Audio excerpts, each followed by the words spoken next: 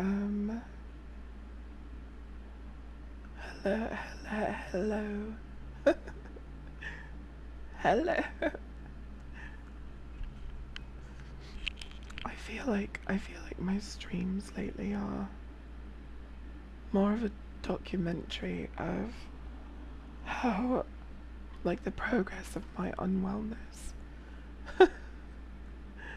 So, today, um, I'm going to be trying desperately to talk loudly enough for you to understand me. Yes, COVID has run away with my voice, and with much of my life, really. Um, so today, um, I've switched to the other card. I didn't mean to do that. Today, I will be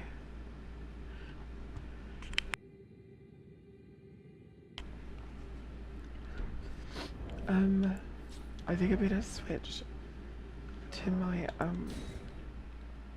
toxic Trina build and maybe play some Saint Trina, Saint Katrina.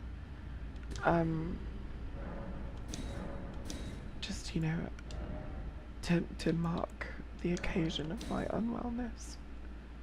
Um, there are lots of things I still really want to talk about. There are lots of things in this world and in this game that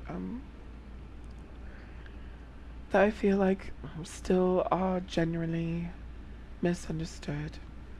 I can't tell you guys how annoying it is to see things the way that I do, because I find myself frequently, like, I will be sifting through my YouTube catalog at all the recommended videos and people I'm subscribed to and lore content and all of this.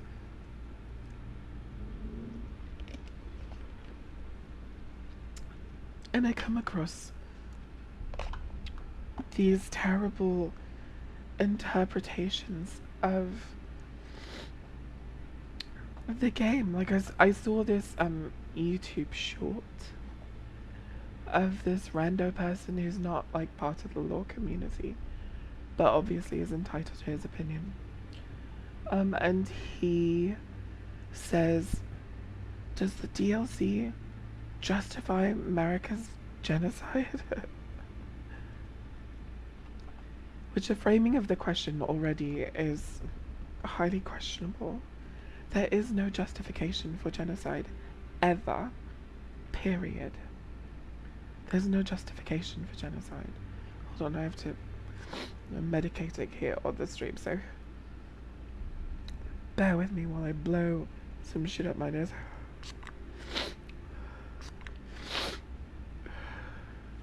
That's one side.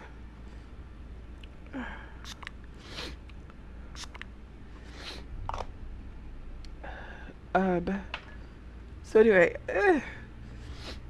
so he says that, and then he goes on this oversimplified, I don't know, montage of, like, oh, so this happened and then this happened and this happened. He says, so America, turned Mesmer on the Horn Scent. No. The first thing he says is like how people were put in jars and made into saints. And then he says her people were put inside of the tower of Enir Elim, and that's how like her people make up the building or whatever. Where does it say that in the law? Where did he get that information from? Is Enir Elim made up of shaman? Um, I don't remember reading that in a description anywhere. I don't remember seeing that as an inference anywhere. And with my time in Enir Elim, oh, I guess this is a poor character to do this on. But anyway, in my time in Enir Elim,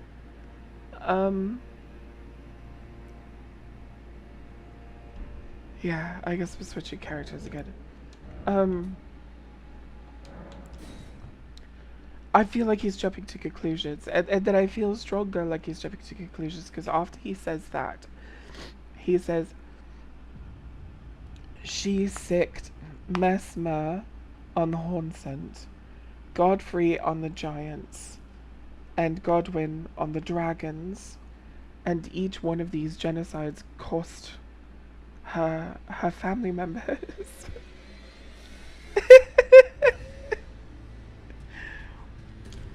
And then he said, Elden Ring is a story about a mother who loves her children so much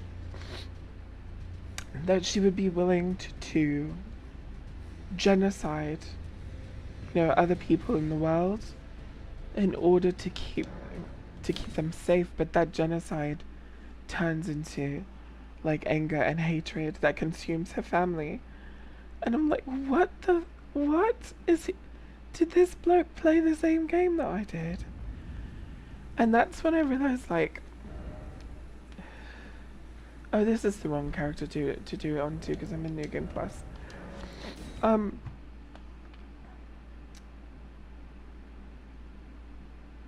sorry, I have like COVID brain or something. I could see why Physics Girl like just lies in bed and doesn't bother with anything. Because I do everything wrong. And I can't think, and I'm like just worthless, useless. But I'm the sort of person who like refuses to I don't know, be good to her own body.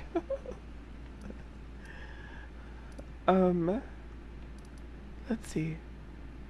Divine Gate, front staircase. I suppose that this will be a good place for us to look at this. So my overarching remarks on this isn't necessarily this one bloke who, has a terrible oversimplification of the law and everything, but like, okay, so you see over there, like the pillars are clearly made of people's corpses. He is suggesting that those corpses are shaman. And I don't know why he thinks that, but let's see if we could sort it out, hey?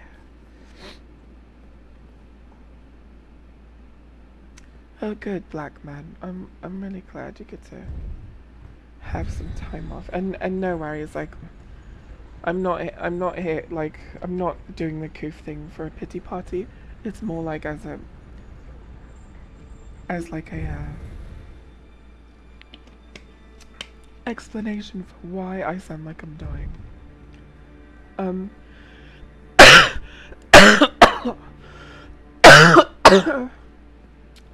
Blair. First of all, this room is so cool. I feel like one thing about the DLC is they use so much space to tell such small, tiny, little itty-bitty bits of story. But I want you to pay really close attention to something for me. Do you see the spirals on the trim of the curtain? Those are very specific spirals. Also, I was here at the start, but I had to help someone be Elton Beast real quick. Oh, that's cool. That's cool, black man. But just look at the embroidery on the borders of these curtains. Um, it's a very specific spiral, and we could find it in multiple places in the DLC, for example, like on the trims of these columns and stuff. But I believe I've seen it. Yeah, it's the Haunted Spiral. I believe I've seen it somewhere outside of Haunted stuff, and I'm hoping to find that and like point it out. But anyway, so this bloke says, "Oh, that's for my friend Richard. He's Australian, and he'll start talking to you, and he'll like describe a situation where two people are talking, and he can never just say, and the person said, quote, blah blah blah. He always says, and then the person said, quote, or, and then says what they said. It always starts with or. But anyway, so he says these pillars are made of shaman. Am I I'm gonna have to fight a bloke, aren't I? Why do they respawn? I don't want them to respawn. Anyway, he says this, and I don't know if I fully agree. Is there a bloke out here? I'm so scared. Reminds me of the spirals episode of the Preceptor hat. Nobody ever mentions that detail as far as I know. Ooh. The Preceptor hat? You mean this one?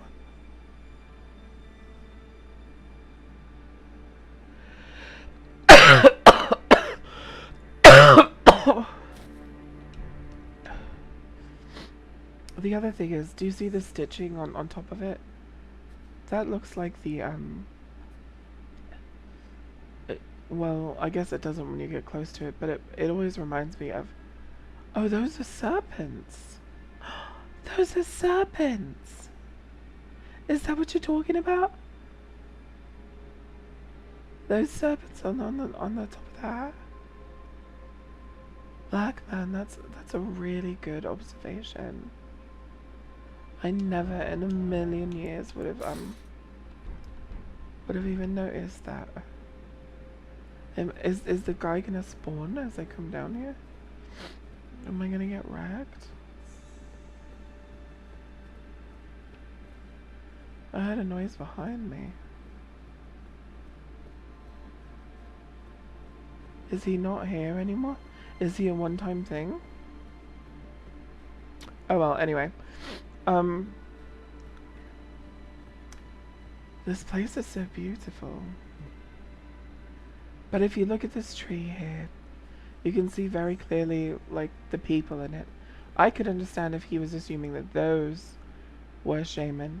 But he says that this column over here, he says that these are America's people. These are America's people.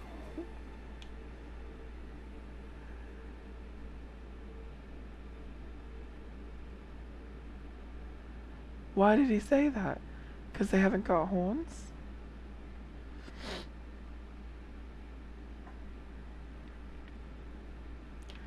I mean, they don't have horns.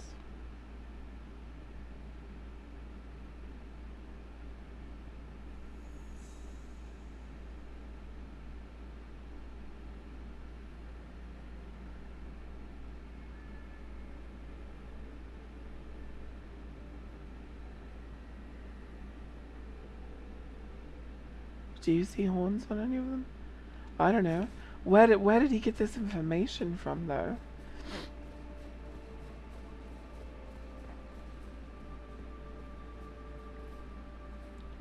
Let's have a look over here.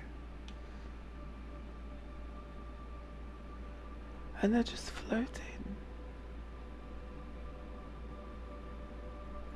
Is this whole tower made out of America's people? Do you guys know? Looks like a spider web, but spiders, their webs, their blood's fate. So wearing that hat on your head, it could symbolize controlling others' fates. I don't know. But like I said, you know, coming across these things in my feed and like people saying stuff where like to me it seems like unfounded, like they're just saying stuff and they don't have any evidence to back it up. It just kind of irritates me, actually. Because we spend hours and hours and hours and hours, like weeks at a time, trying to place this law, like piece the law together, and then somebody just comes along and like, you know, takes a big shit on it. Which, you know, everybody's welcome to have their own opinions and stuff. I'm not saying I hate him posting about something he knows nothing about. All I'm saying is like this kind of oversimplification, and this content creator has like hundreds of thousands of followers, and his little shit video is getting thousands and thousands of viewers. So like all these people are coming away with the impression that that's what this game is about, and it's really disconcerting. I'm unaware of the terrace construction. Definitely seem like unwilling participants. Oh, for sure. Or maybe the bodies just desperately want... Well, the interesting thing about it is, whomever they are, they're being made into stone. And this tower was like America didn't create this tower, but if you go up to the Divine Gate, and like, okay, so in the trailer for the DLC, the story trailer, we see Marika walking up the Divine Gate, and all of those bodies are fresh, like all those people are freshly dead, and it's a whole... Hold on a second, my cat's just wailing in the background.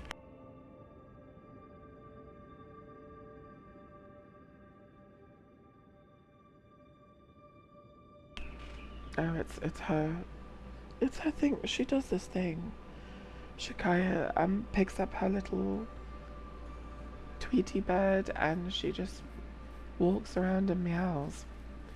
But anyway, and that's what she's doing right now. Do you hear her little Tweety bird? Yeah, that's her baby. So she has her little baby and she's just having a meow. But yeah, so if you go back up all the way up to the Divine Tower,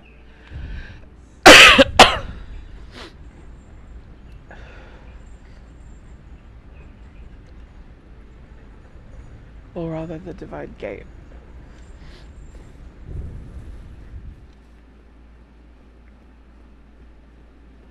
and we go all the way up,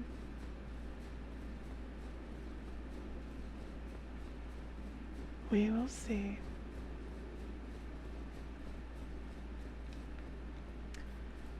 that all of these bodies, all of these people are not haunted. Do you see these people? These people are not haunted.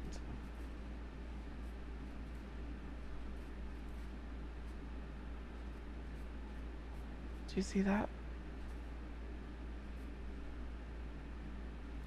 And they have turned to stone. But as you go further in, suddenly there are haunted. And they're very brittle. And they break right off.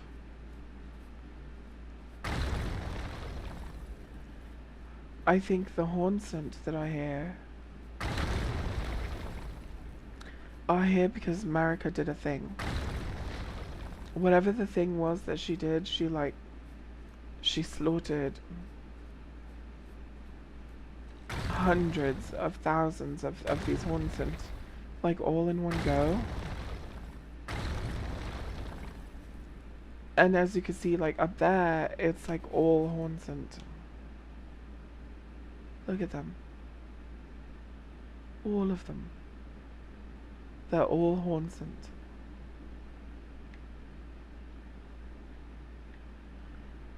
America.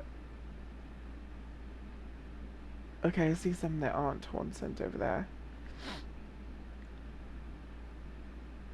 But all the newer ones, and you can tell because they're like on the outside and they're winding their way up, they're all Hornsent.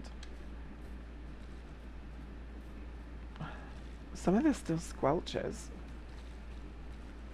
This is squelching.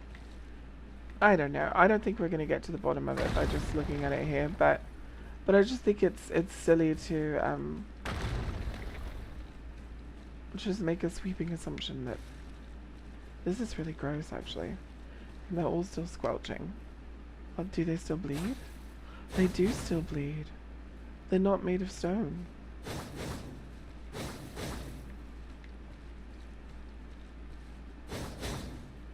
This is stone.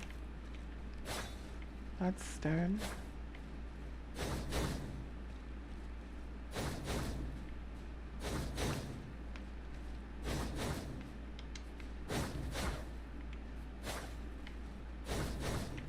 It's so strange to me that some of this is...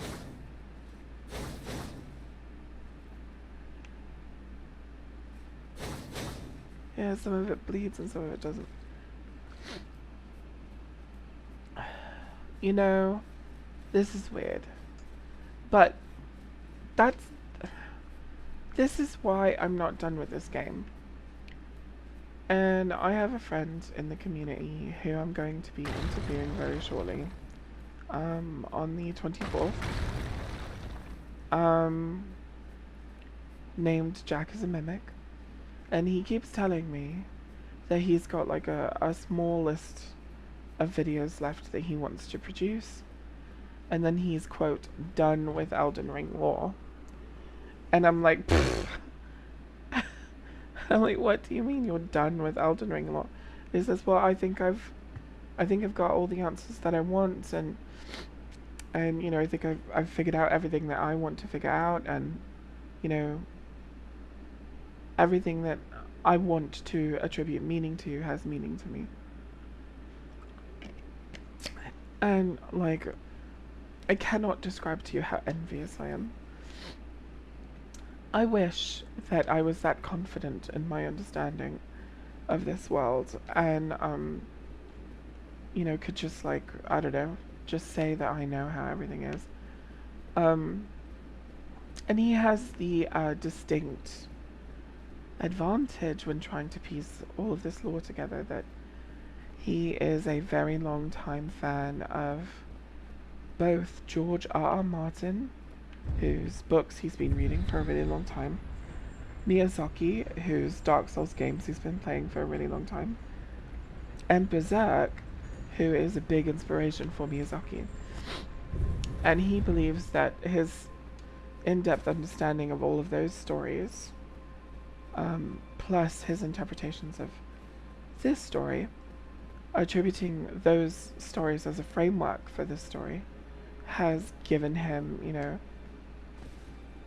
a deeper understanding of this story than most people. And to be honest with you, I think he's right. I think he does have a deeper understanding that a lot of people, because he's finding meaning in details that a lot of other people would gloss over. And he sees recurring patterns in George's writing and in Miyazaki's themes and games that he's done. So in some ways I think he's right. He definitely does have an advantage in understanding. But do you think Jack could answer for me why some of those people up there have horns and some of them don't, and some of it's squelching and some of it isn't, and some of it's still bleeding and some of it's just fossilized? So if we know that it takes 10,000 years for something to fossilize, then the bodies that are up there are spanning over tens of thousands of years.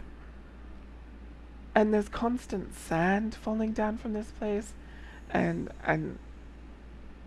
there's whole buildings crafted out of people. And if there's sand falling and the buildings crafted after people, then all of this sand that you see here is people's bodies. There's just so much that we still don't understand, and I'm not satisfied with just, you know, not understanding stuff. I feel like I need to understand it. And I don't know. It's frustrating. It's very frustrating. But I mean, look how beautiful this place is. So, in addition to those frustrations, if you look here,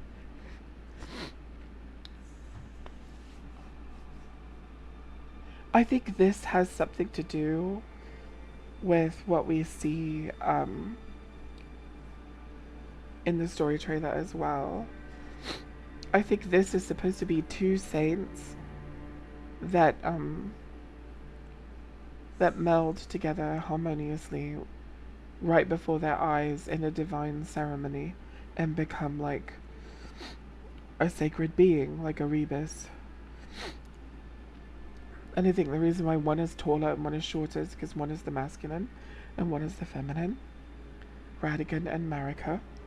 And they were being crafted right here in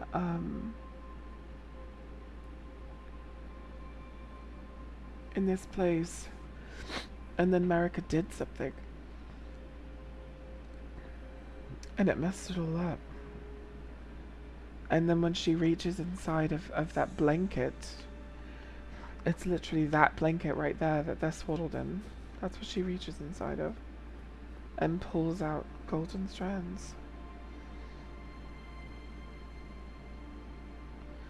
Black Man says, I only really understand what I do now after like 2 years when Elden Ring was released, and now the DLC is out. It'll take a long while. People still don't quote know Dark Souls for sure. Yeah. And I mean,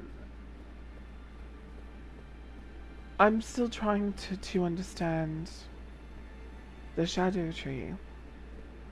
And so we know Marika like planted the Erd Tree. Did she also plant the Shadow Tree? And why? Why is there a Shadow Tree? Was the Erd Tree planted before Marika ascended to godhood and shifted half of the world into shadow? Why is the sap, the precious golden sap that's leaking from this tree, just going to waste?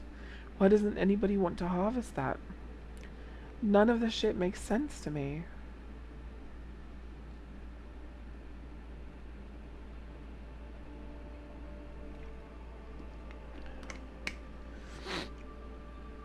It's possible. But like there's nothing in the story that gives us these answers. And that's really frustrating for me.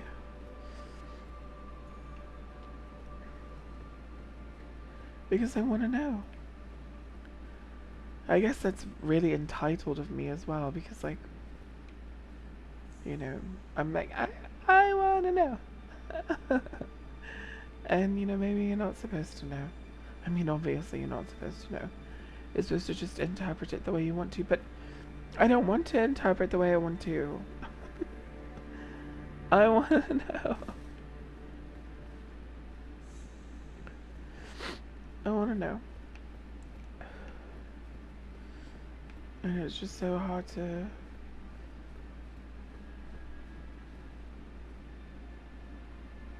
figure it all out.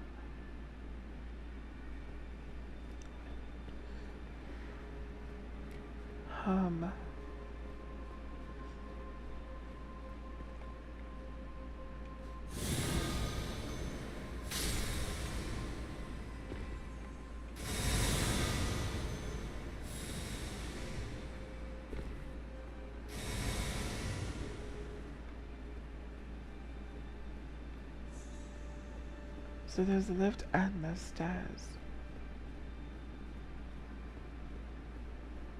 Oh, I guess you can go on the rooftop.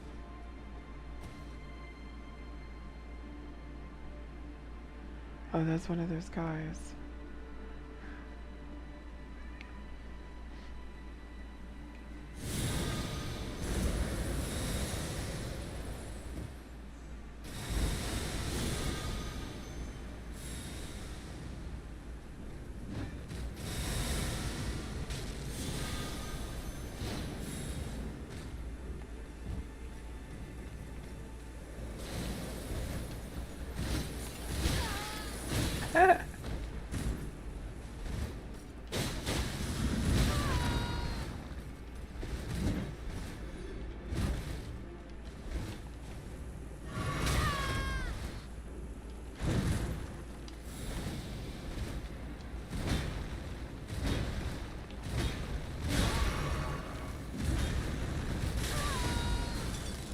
Yeah, this is why I didn't want to come out here and fight them, because I kind of suck against them.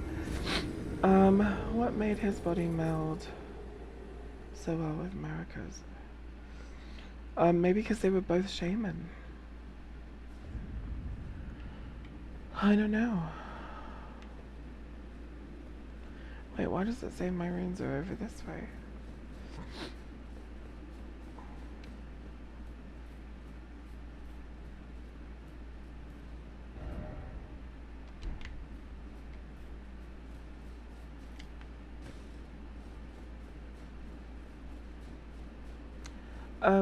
Yeah, it's hard to say. Like, I feel like I just don't know the answer to that. But that's the thing that's frustrated for me, is that I don't know the answers to anything. Nobody does. And people can, you know, say that they theorize this and they theorize that and la la la la la. But look at, like, when the DLC came out, we were so wrong about major things like Mikola's motivations for, like, or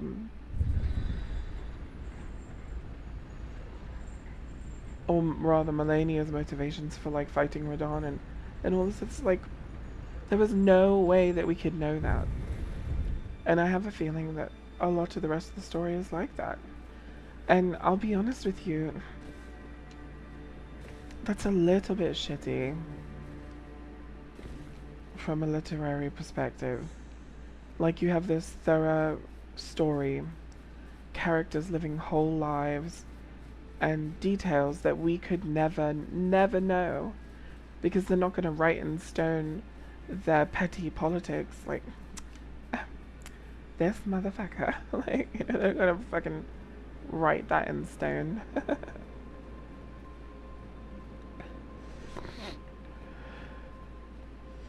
Well, I think the thing that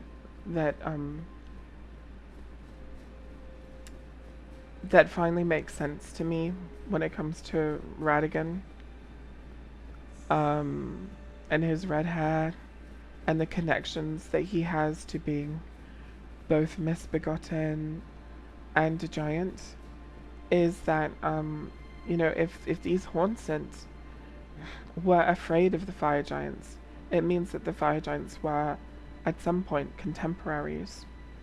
And the word misbegotten literally means mistake.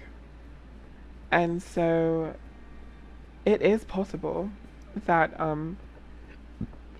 excuse me, what Radigan is actually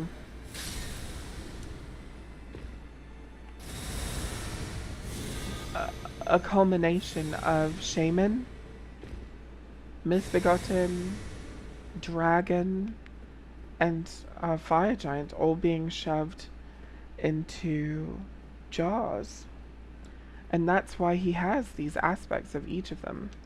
And why, like, we can't figure out, like, how does he relate to this? How does he relate to that? How does it all connect? Blah blah blah blah blah.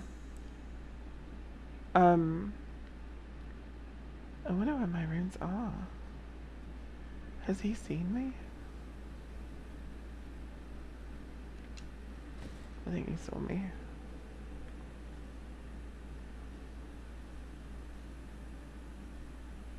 Do you think he saw me?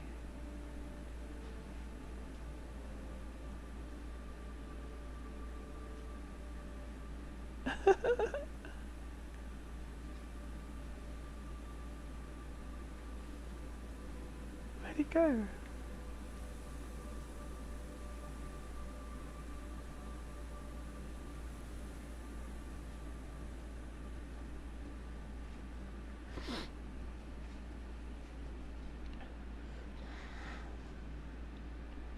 Where did he go?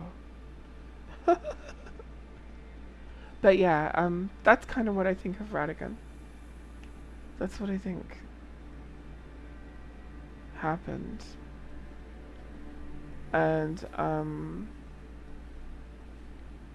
he may still be a mimic of America, and he may not be. He may not be related to America at all, except that eventually they were fused together at the Divine Gate. Well, I found the guy. He's definitely camping my ruins.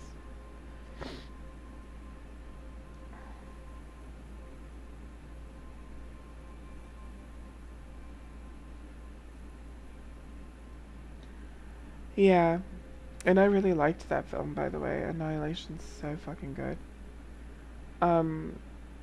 Here, I'm just gonna cheese this guy because I'm not gonna be able to beat him by myself.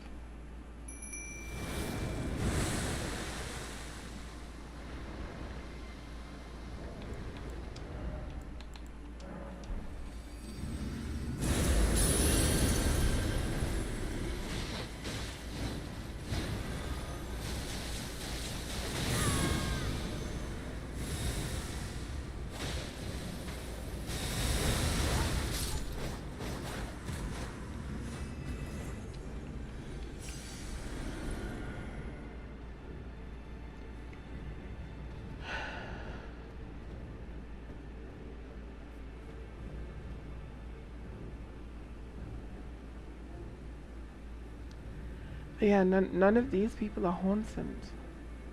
Maybe they are all shaman.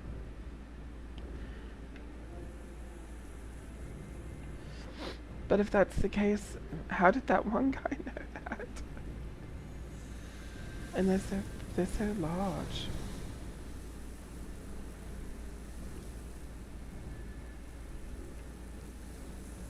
I don't know, you guys. I would really like to see what George wrote. Like, I would really like to see what George wrote in this story. Oh.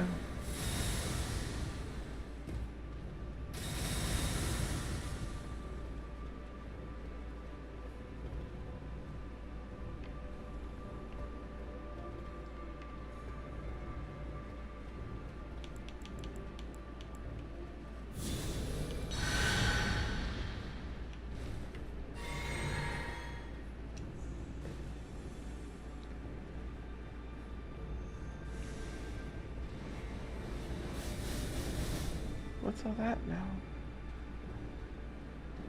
No, it's him still.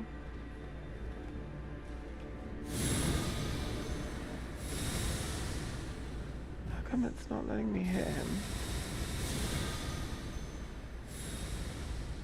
There we go.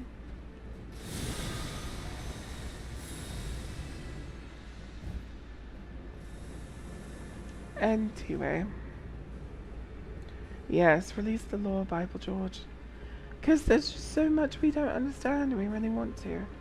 So they have, right here, they have like a bonsai of those trees that the shaman people are being turned into.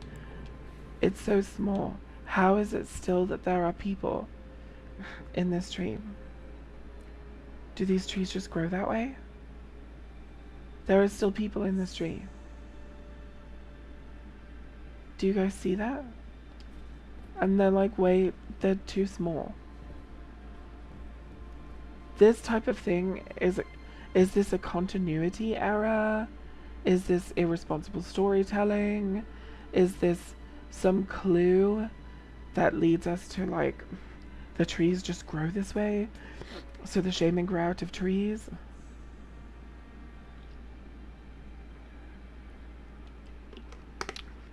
What is it?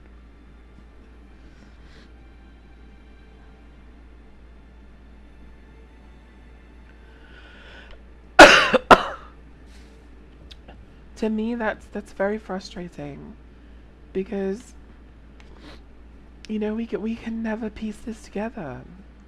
We will never be able to understand why those humans are so small right there. Are there hobbits in the lands between? And those are hobbitses? They kind of are. There's the little murder minis. What are they called? Militia, vulgar militiamen.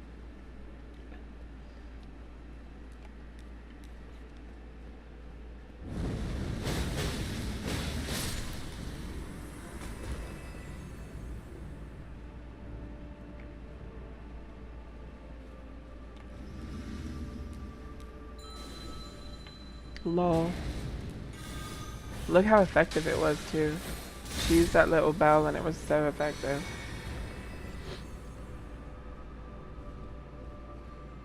People were shorter back then. Past over Muppets, you are hilarious.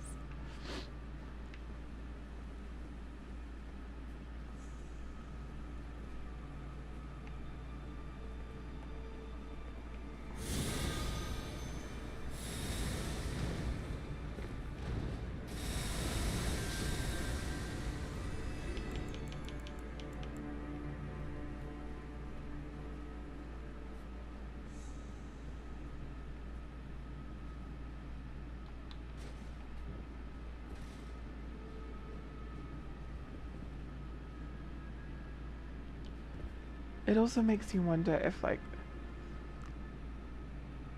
America's rune arc was in some way inspired by this.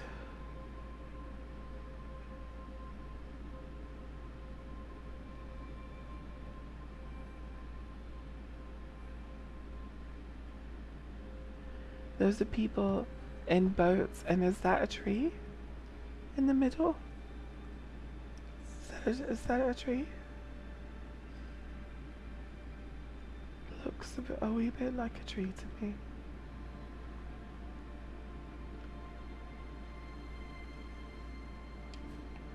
So, and that's another thing that, this is just a bitch session, you guys. A bitch sesh.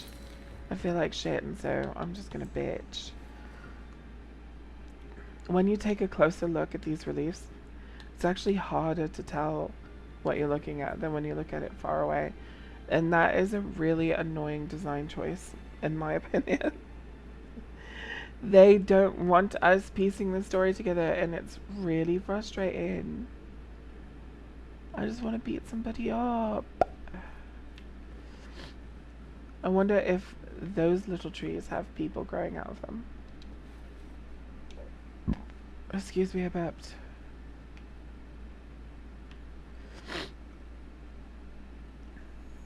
Can you tell?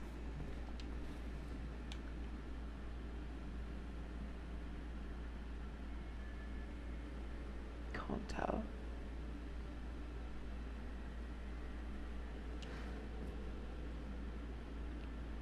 But I wonder also, like, if the people are trees, like, down here where all the leaves are, would we see, like, every now and then you see a finger? I think it belonged to the glow-eyed queen who had the rune arc first. Why do you think that? So much gets attributed to the glow-eyed queen, and we didn't even get very much information about her in the DLC at all. Like, there was no, like, overt presence of her at all. Maybe they were trying to recreate America's Tree of Life. Or maybe they were trying to make the Tree of Life at all. And then America made it with the help of the finger people. Kind of looks like a bone in the smaller tree. It's gruesome, but maybe the small bodies were fetuses that were offered to the roots. I did think about that too, but they are they are homunculi. They're not like larger heads, you know, shorter limbs, or tubulous bodies. So I think that they are not children. Like, look at these. These are only a little bit smaller than tarnish size, but they are still smaller than tarnish size.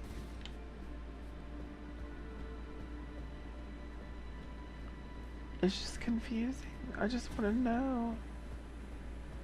I want to know everything. Can I jump down there?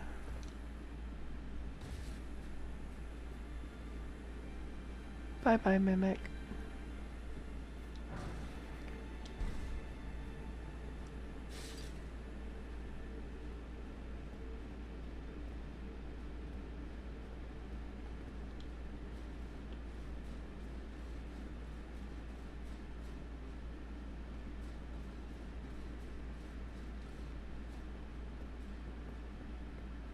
Oh, this just lets me get back up here.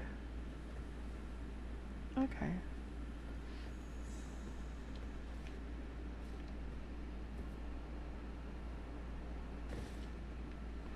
Maybe there's a shape it's like the grandmother. I mean, maybe.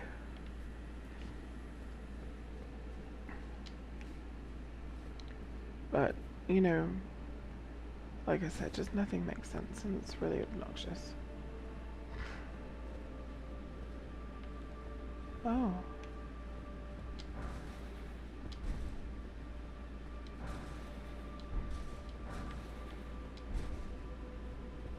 Are we expecting to be poisoned and bled?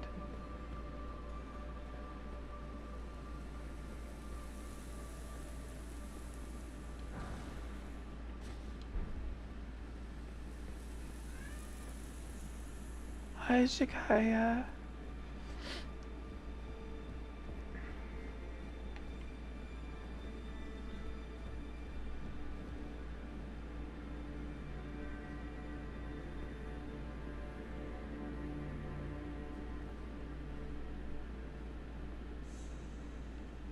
Huh.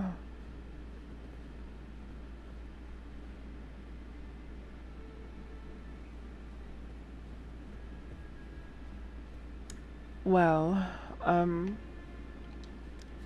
don't know. I feel like I'm not gonna... What was that? I feel like I'm not gonna come to any answers. Which is very disheartening. You know? They definitely need to make... They need to either let George write a book. Good luck with that. Like, everybody would be so angry at him if he writes a book. Or like have someone do, you know, there needs to be some other form of storytelling. Oh my gosh, where did my mimic go?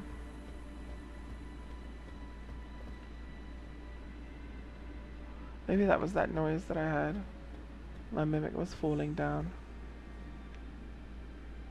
And who knows where she went now. But, anyway.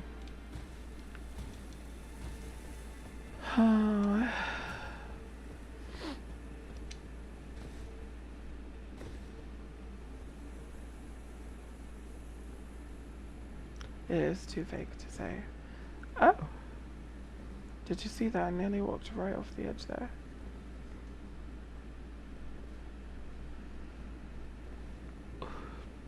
If I remember correctly, this is like a,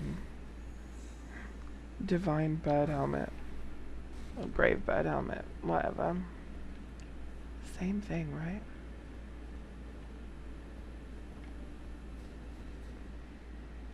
Oh, oops.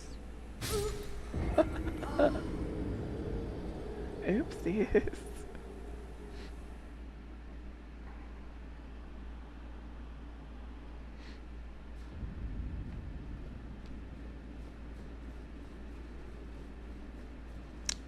What a lovely way to die.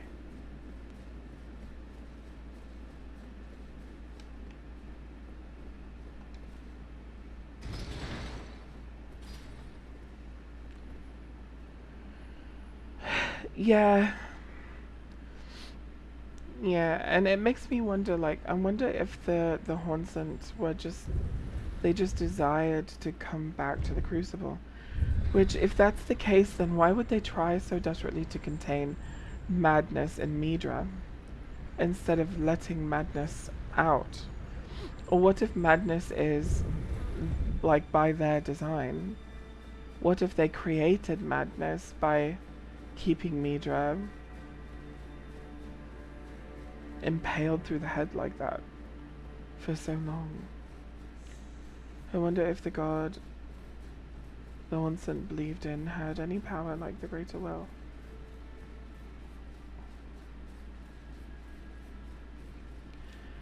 Well, there is an Elden Ring in Farum Azula. And one of my theories is that that is a future past Elden Ring and it's Miquella's. But that's just a theory that I think is possible. It's not a theory that I think is like 100% the reality of the situation. It's also possible that that Elden Ring is from, you know, a time well before when Placidusax was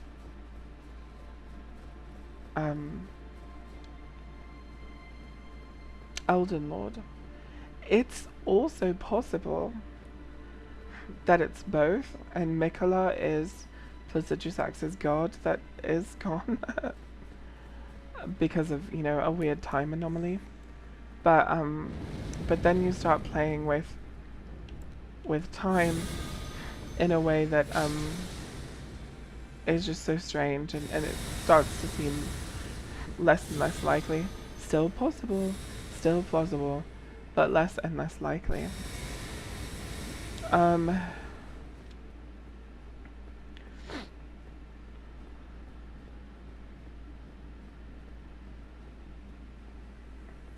And Kite Tails has this glorious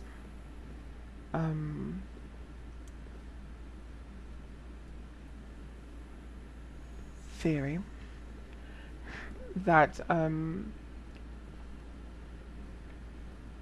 that the Glowmide Queen is Placidusax's god that fled, that he's, you know, waiting for or whatever.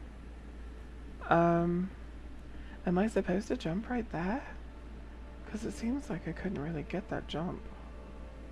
Or am I supposed to drop down?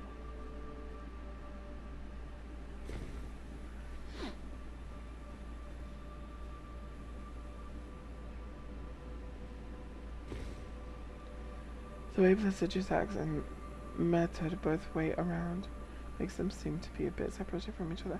That's also possible. Like, Meta could be the his god that fled. 100%. You know, it's just so, it's hard to tell.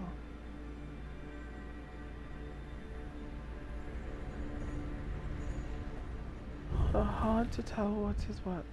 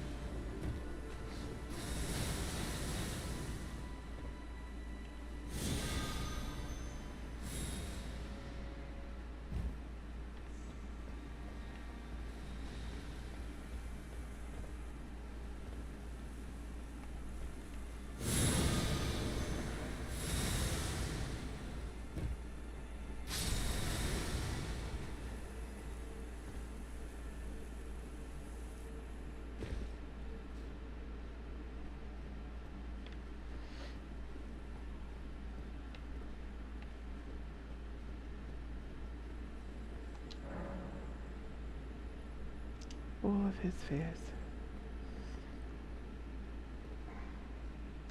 Loki thinks the Seducex's god is a woman.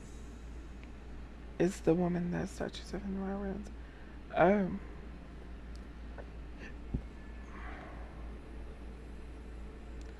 Now why do you think that?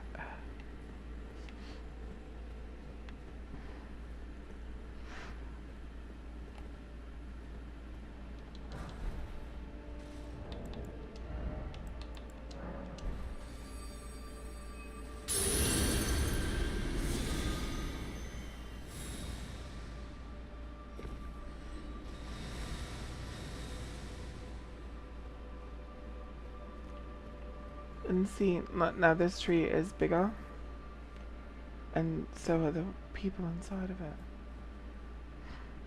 And they did this on purpose, or knowingly rather. They put these two trees right next to each other. Surely they saw that the people were different sizes.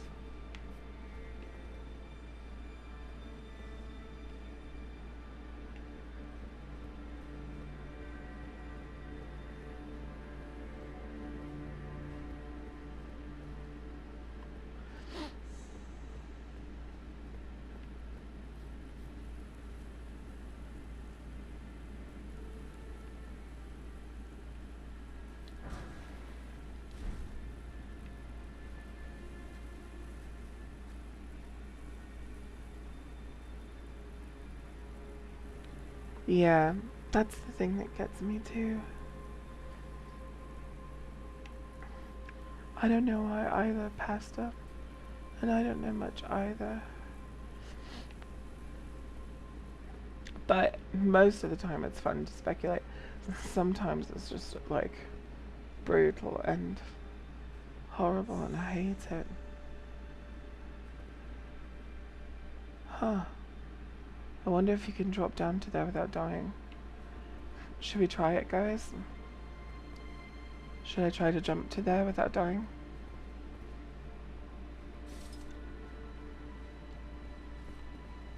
Eh.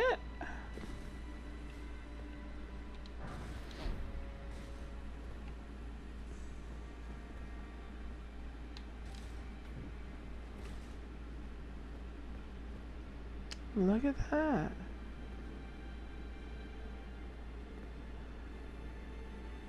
These are like lion, dragon, unicorns. What? Have you ever seen this?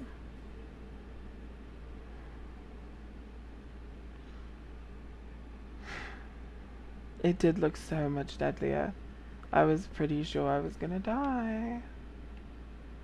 And it didn't. Oh, this is that this is the like path to Euphoria. Well, it's near it anyway. If I remember correctly. Yeah, this is like... Oh god, what am I doing? Am I doing some fucking parkour shit like by choice?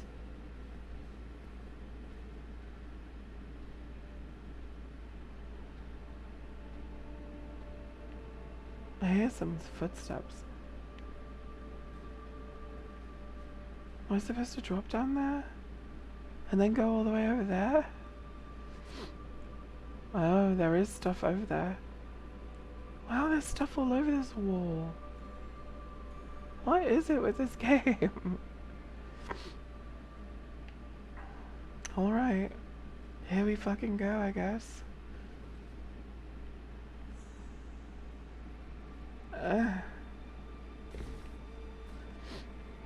Don't ever say that I don't make riveting content. Don't let it be said. Edge of your seat shit right here.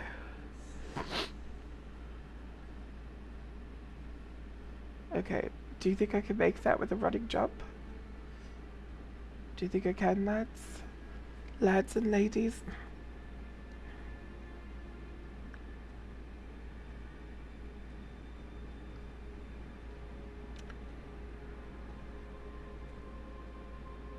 That represents me as a person. Alright, we're just going for it. Yeah, we did it.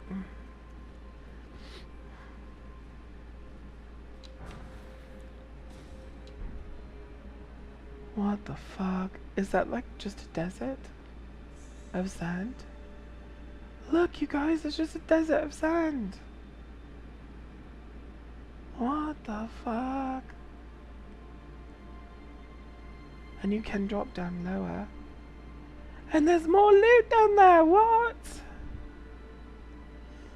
This is ridiculous. Did we already know there was more loot down there? I think we might have already known. Yeah, we already knew. Alright, here we go.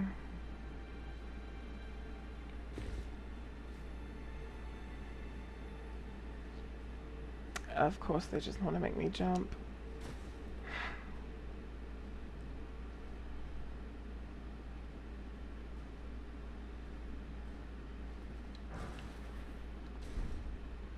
Bastards. It might be ash. It might be ash, but there's so much sand dripping everywhere. And that's like that beigey off yellow white color. When the light is hitting it, it's just definitely yellow. I think that's sand. That's not it's not ash. But then again, the ash from the tree looks sandy as well, so what do I know?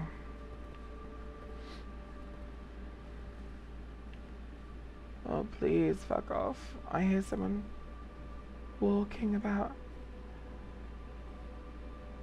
Yeah, I know. You expected it to be something awesome like Euphoria itself.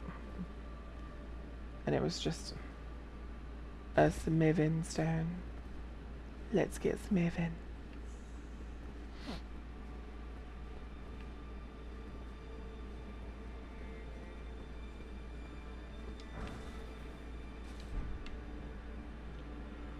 Hey, look there. And it's all blackened. Why is that wall all blackened? Is that from being touched by the shadow tree?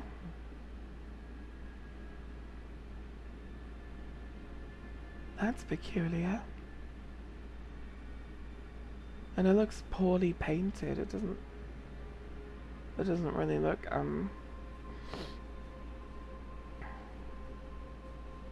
don't know, it looks like a thing.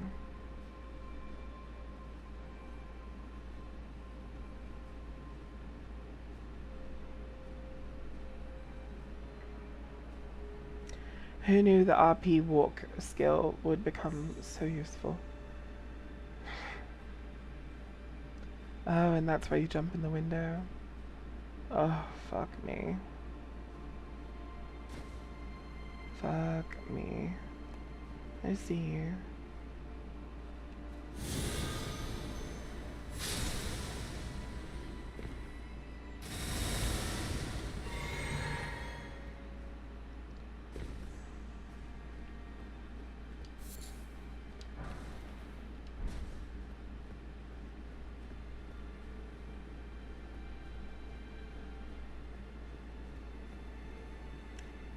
Hi, review. Hi, review. Review, I don't know what I'm doing. So I need to get Do I need to get a running jump to that window? Is that what I do? Do you guys remember? We are so back. The Rolling Glintstones, we are so back.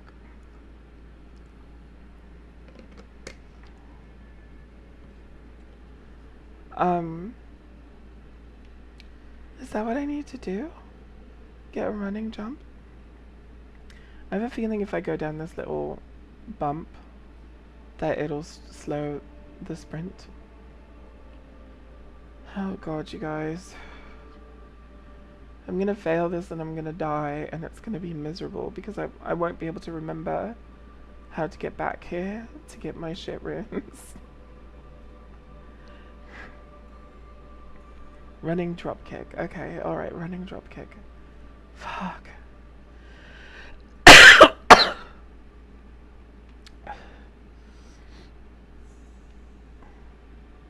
There are so many weird parkour bits in Elden Ring for sure. God damn it, god damn it, god damn it, god damn it. I made it. I made it.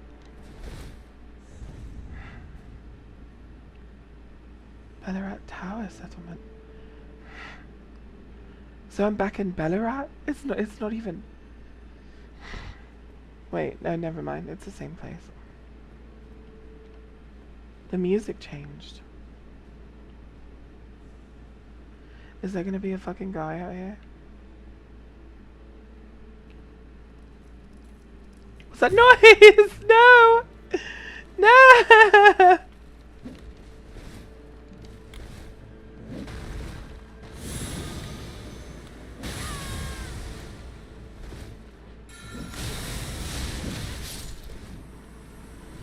You died.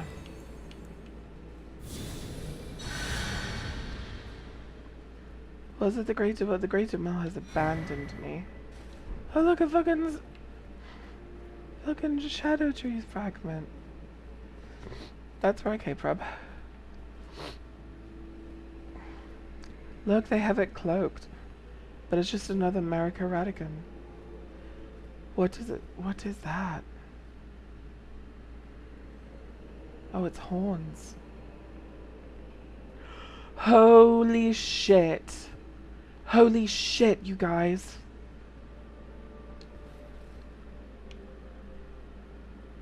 Those are horns, right? Right? I need someone else to confirm. Because I don't trust my own eyes. Those are horns?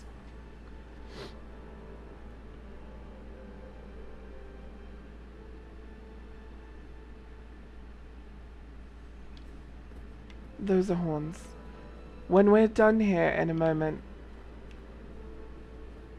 I'm gonna show you something. Which way do I go? There's a lift here and a lift there.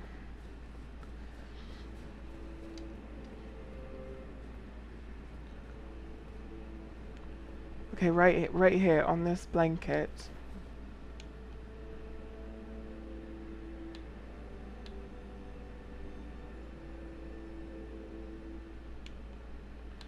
They do look like seedbed cursed horns, but I'm thinking I've seen it somewhere, and I want to get confirmation from you guys in a minute. Do I go down here, or what do I do? Do I go down the other lift? What if I go down the lift and I'm stuck wherever it takes me?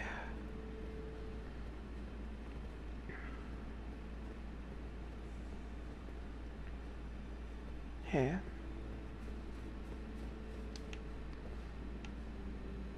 It didn't work.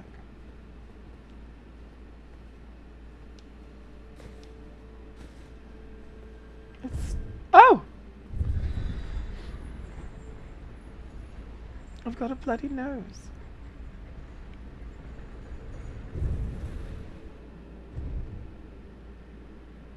Is this where I was supposed to go? I'm so confused.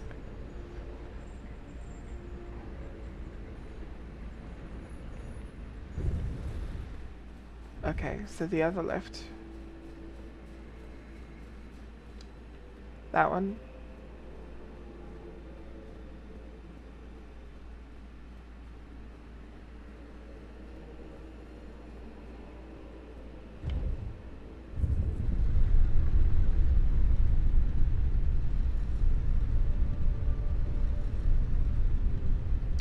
Oh, this took me back to near Elib.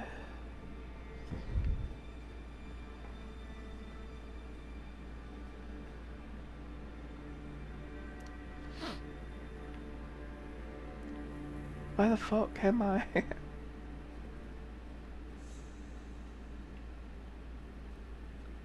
Oh, I know where I am. Why go here first? There's nothing here. It's just a way back to near Elim. Clown Kate. You what, mate? Oh, because my nose. Listen. All better.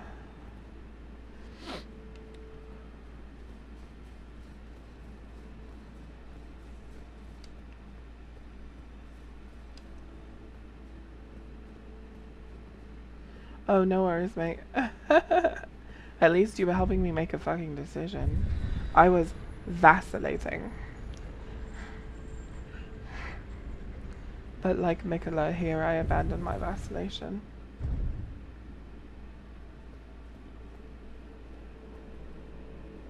Oh.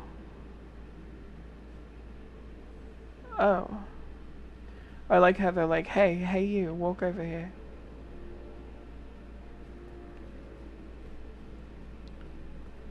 Oh. Oh. They're daring me to go in the wrong direction.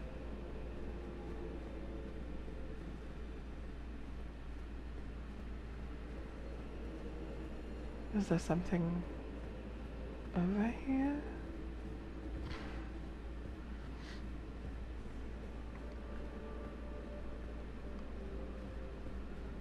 No, I'm just going in circles like a big dummy. No, please, thanks. Yes, Rivu, hard agree.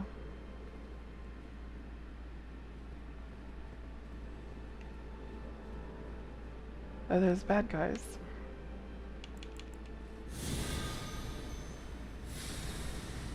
I used the one spell. This is riveting gameplay, mates. Riveting gameplay. I don't have to, like, do any more parkour, do I? Oh no, there's a fucking bloke.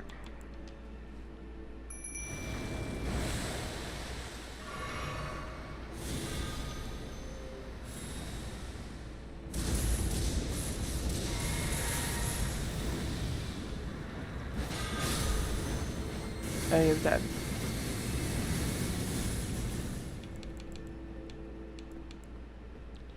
I'm the best Elden Ring player.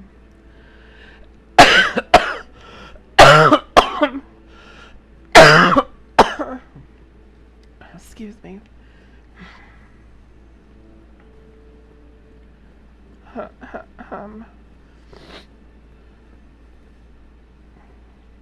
Do you think this is where... Do you think this is where Euphoria is?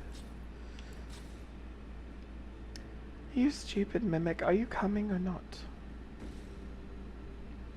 You're not gonna walk on the lift, are you? Goodbye.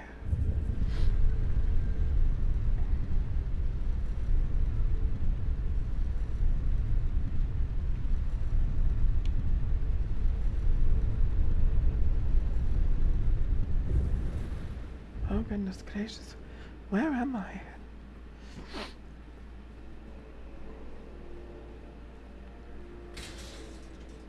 Oh.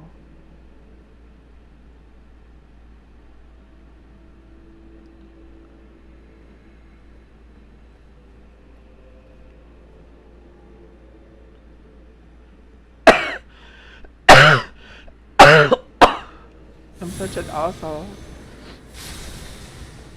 Actually, seeing if I could do that. Excuse me.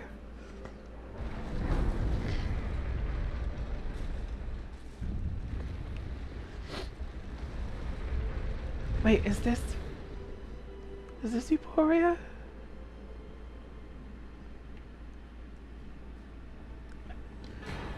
It is!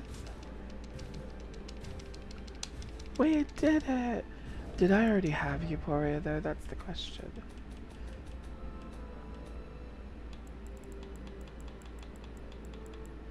I did not. I earned this Euphoria, you guys. I earned it. I earned it.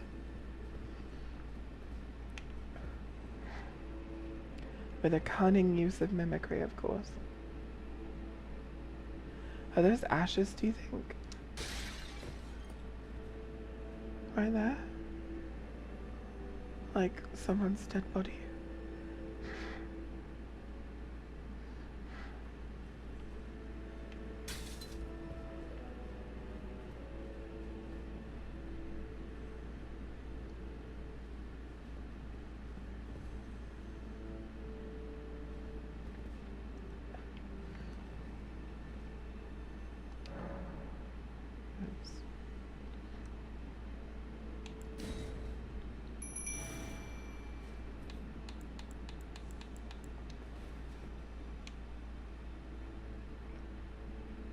Okay, so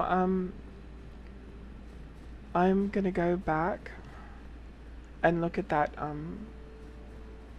blanket, for lack of a better word, again, and I want to show you guys something and tell me what you see.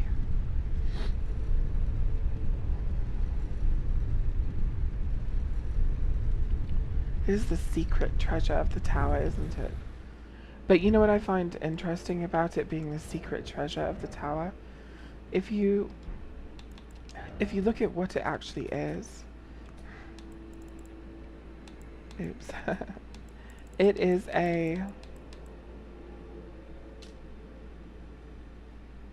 secret treasure of the tower, twin blade symbolizing abundance, which is America's age of abundance. Though the blades fashioned from golden shoots, are largely wilted and darkened, their luster can be restored by dealing damage to foes. Much like the tree's luster is restored when you bury people at its roots. However, damage dealt to those who live in death will have no such effect. Much like putting, those who live in death in the roots of the tree is not good. Do you think that these are shoots of the tree? And that's why it's secret? Like, shh, this is a wonderful treasure, but don't tell anybody. Ha ha ha. Also, did I just come up or did I go down or what's going on?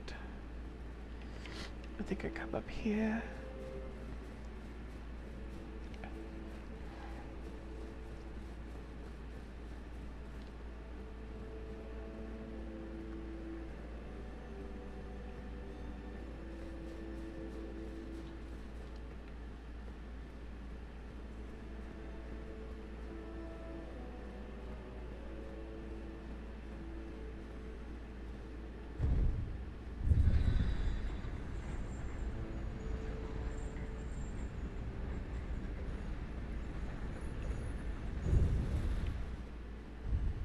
Alright, so let's get a good look at this one more time.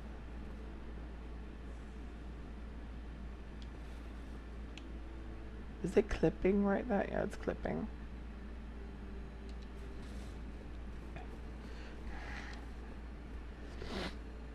So it's definitely hordes, right?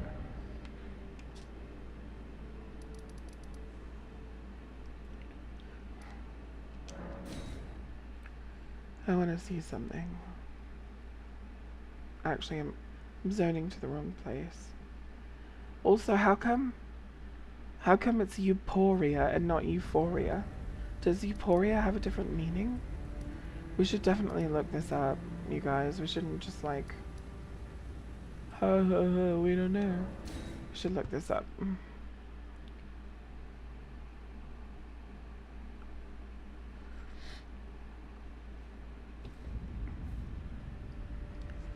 I think I will in just a second. But first I want to show you something.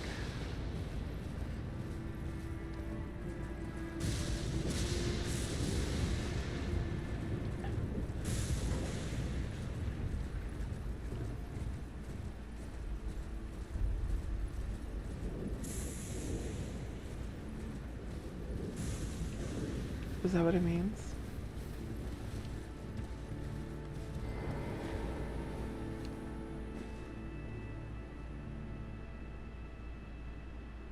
Why are they all out of focus? Are those vines and thorns and leaves that make up that Elden Ring pattern? Yeah, that's what they are.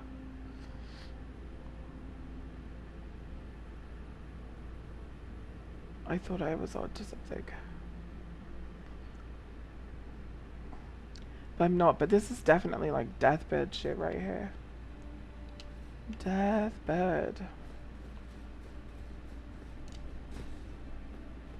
And why are these ghostly banners like, why are they eternal?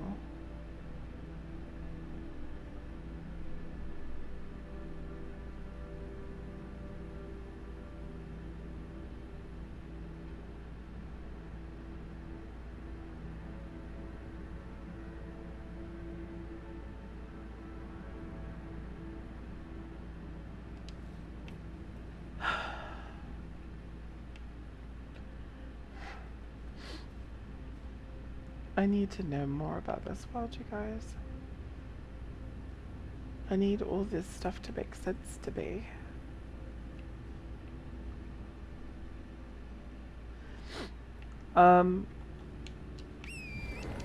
The blanket is definitely horns, and the banner is definitely like thorns and vines and leaves.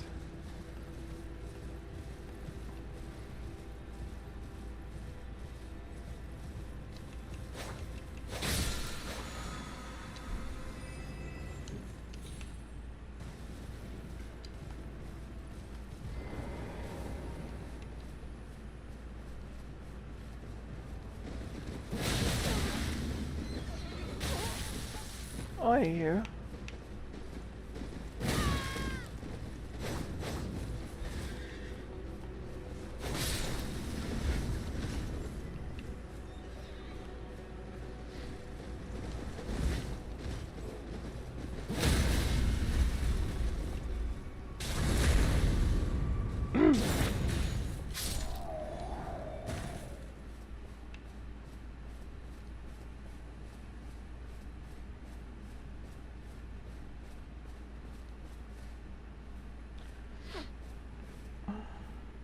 How the hell does banner even ghost in the first place? Good question, Devil Lightning. Or Tube Stones for that matter. Good question, Devil Lightning. Elden Ring design looks like the same Elden Ring and all the Golden Road tiles. You guys are wankers even lightning at me like that.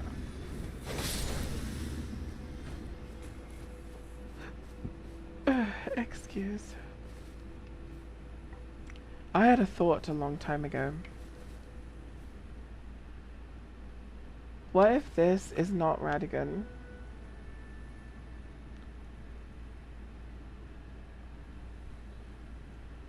What if this is Godwin?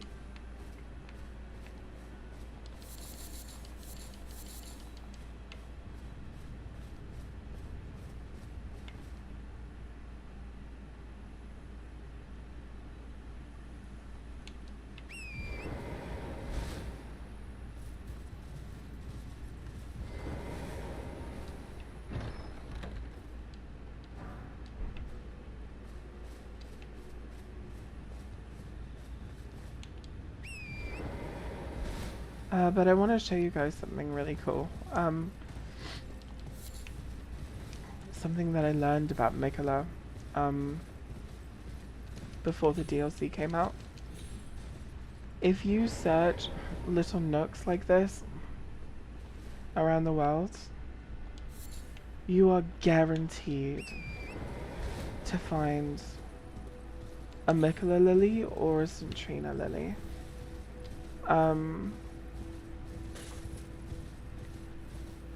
And I'll prove it to you by continuing to go to random corners of the map where there's no mobs, no baddies, no reason to be there.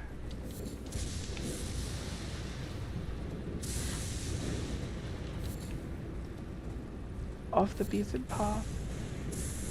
Not even like in a direction of stuff, just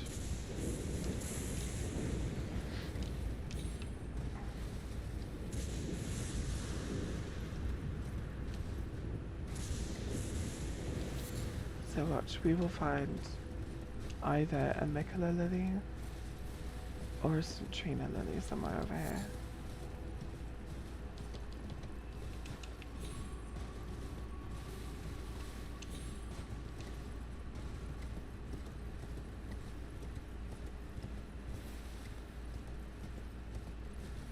What do you know? There's a Centrina lily.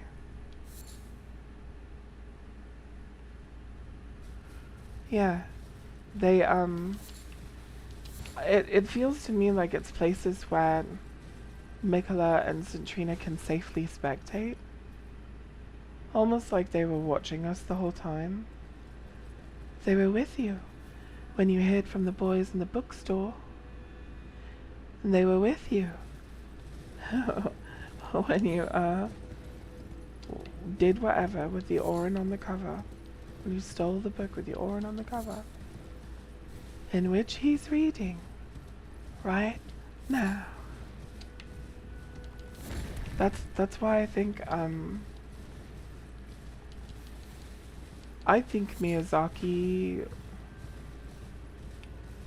likes the Neverending Story. There are a lot of tiny little nods to the Neverending Story, including in the one theme in this game that's overarching over everything else, and that is that the story is meta. Marika wants us to struggle eternally until we're strong enough to kill a god. Here's another Centrina lily. Just here, where we won't notice her, but she can watch us.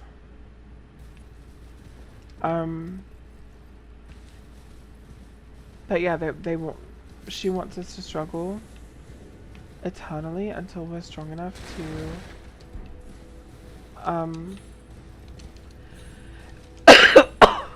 to kill a god. And the god that we kill is her. She wants us to kill her. And the reason why she wants us to kill her is because she is the Elden Beast, right? She's the Elden Ring, she's the Elden Beast. She tried to shatter it, it failed. So she needs us to kill her so that we can fix this broken world. She tried so many different things in her time as queen, in her time as a god. And it all, like, is fucked. Look, here's another Trina lily. In another place where Trina can just spectate on us running over that way. We will never notice her.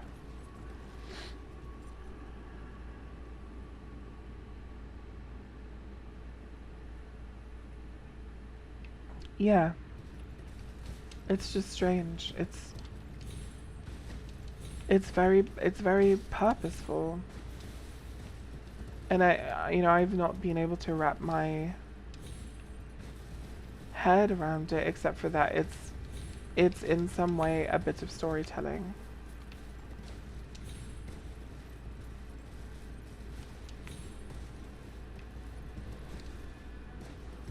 like Mikola and Trina. They're watching.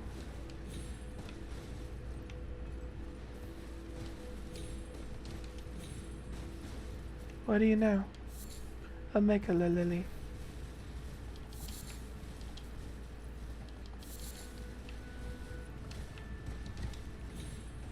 And the reason why this is significant, because I know you see me looting other plants and other flowers.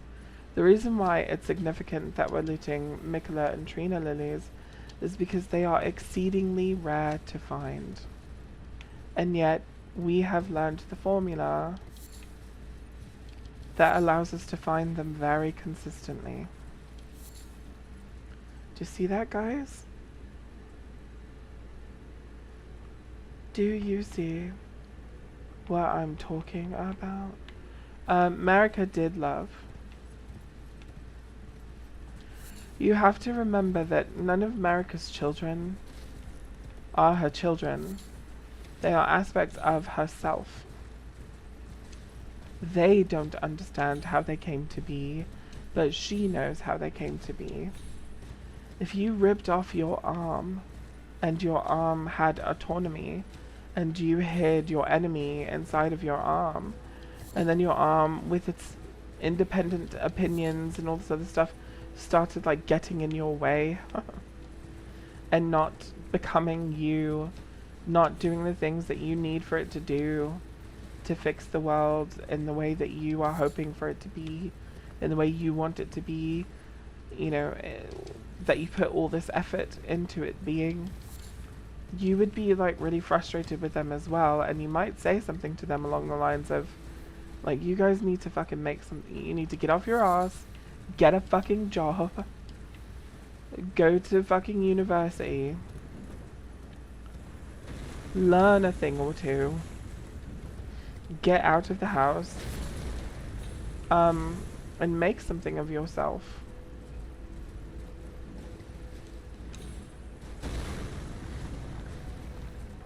If you don't, you're likely to become a sacrifice for the world around you, for the world at large around you.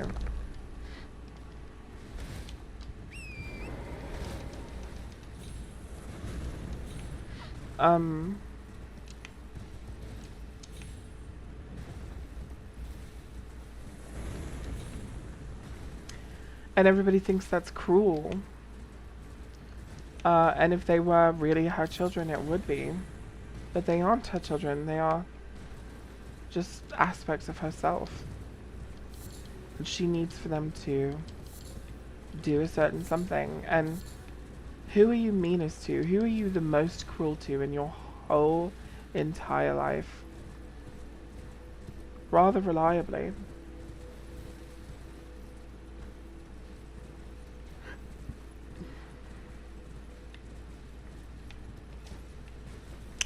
I don't think Marika was particularly awful to Godfrey. I think when she divested him of his grace and sent him off, she was doing that for multiple reasons. But the biggest one is because he was an insurance policy. He was by far like her strongest weapon, her greatest defense. And with her not having anything else that she really needed to defend herself against, she didn't need him to be there. So she sent him away, like us, like Tarnished, to die and become stronger. Because that's how he could be more useful. Because in the end, there is still one enemy remaining. Right? And that enemy is the fingers, those manipulative fingers, who Marika may understand that the greater will has abandoned, and she may not. But we do know that that in the end, Marika was horrified. She was scared. She was terrified. Whether she was terrified of Radigan or something else is hard to say. But we know that in the end she was terrified. And we know that because Master Hugh says, oh, the terror of her. When you speak of someone and you say the terror of them, like, sure, you could be referencing how terrifying they are, but most of the time, if that's what you're referencing, you'll say something like that, like, oh, how terrifying she was. That's not what he says. He says, oh, the terror of her, as if to be speaking about the terror that she felt.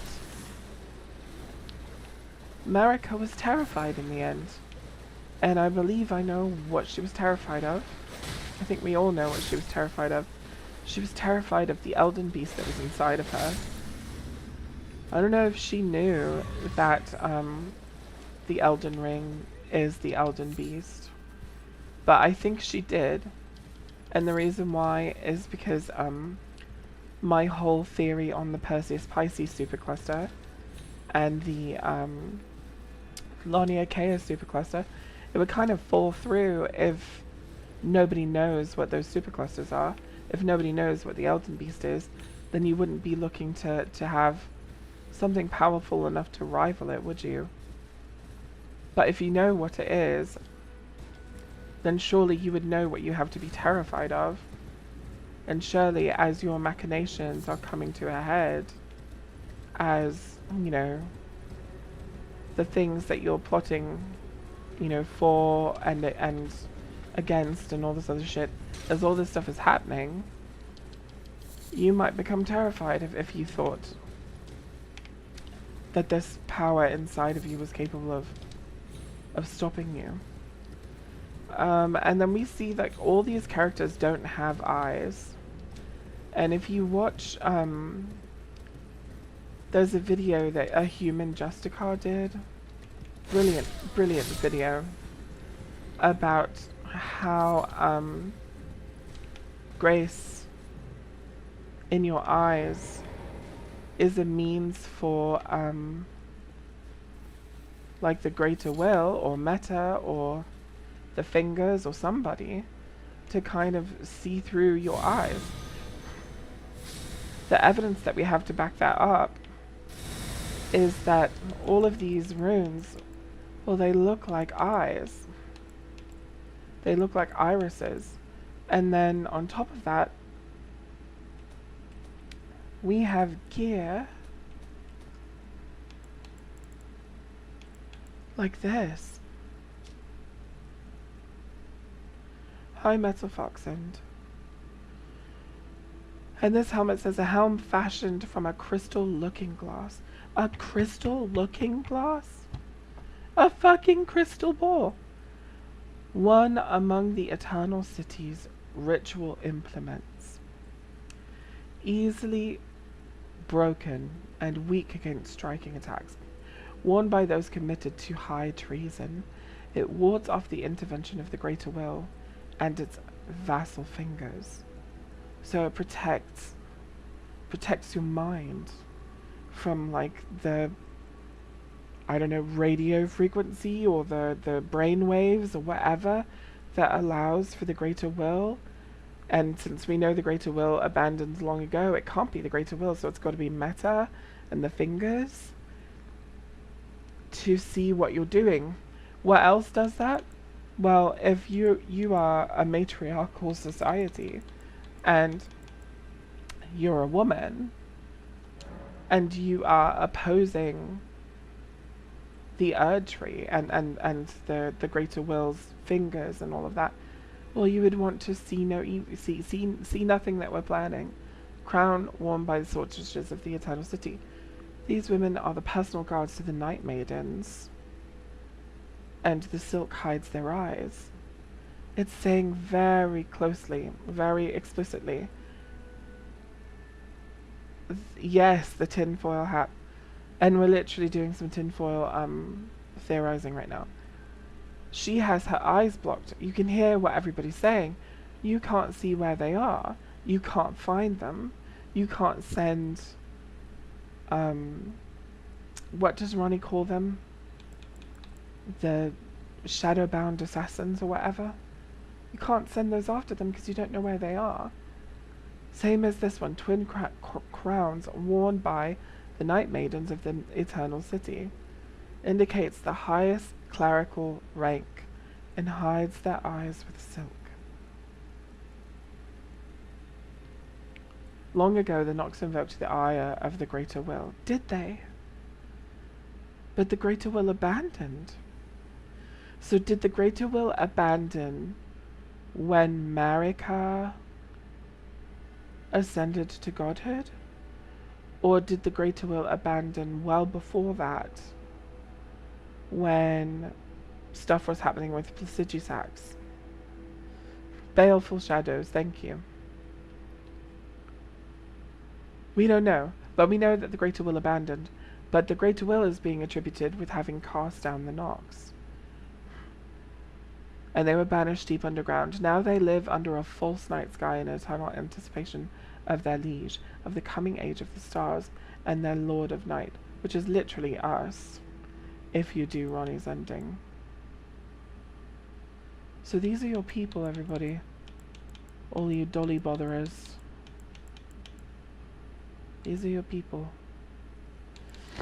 Right here. So anyway.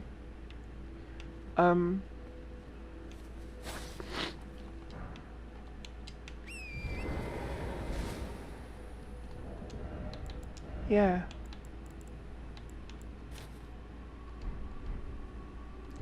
I'm on a heavy load from this helmet.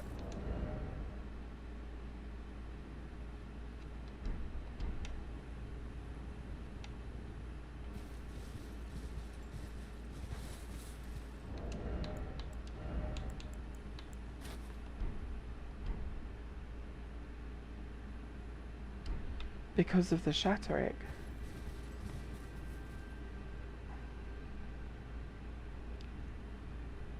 Well, if you were here yesterday, you would see that Emir said that everything was broken from the start because Meta was waiting for a message that never ever came from the very beginning, which counters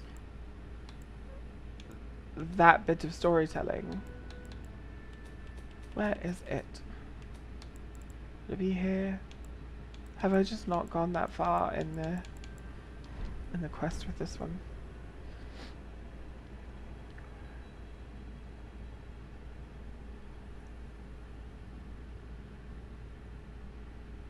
They could be, but I don't think so, no. I think the Nox are eternal people from the eternal city of Lanedale. And I've gone through this like in every stream, and I feel really bad that I keep repeating it. But I think this is the origin of the Nox right here. They were a sect of the eternal people, the Newman, the Shaman, who were in Marika's Lanedale eternal city, and they were dissenting because they believed in the stars. They were worshipping the stars, the origin of all of this power, not the tree anymore. So they were diverging from tree belief and into the stars. And the funny thing about that is if you look in their very deep history, in the old ruins, the old tablet tells like the opposite, that they used to worship the stars and they started worshipping the trees. Uh-huh. Yeah, it's because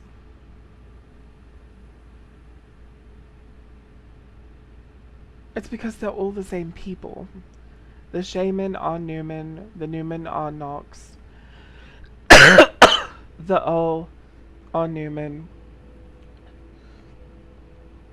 Tra la la la la. But anyway, it's getting to the point where it's so frustrating, it's so hard to keep up with, there's so much extra shit that you can't, is unverifiable.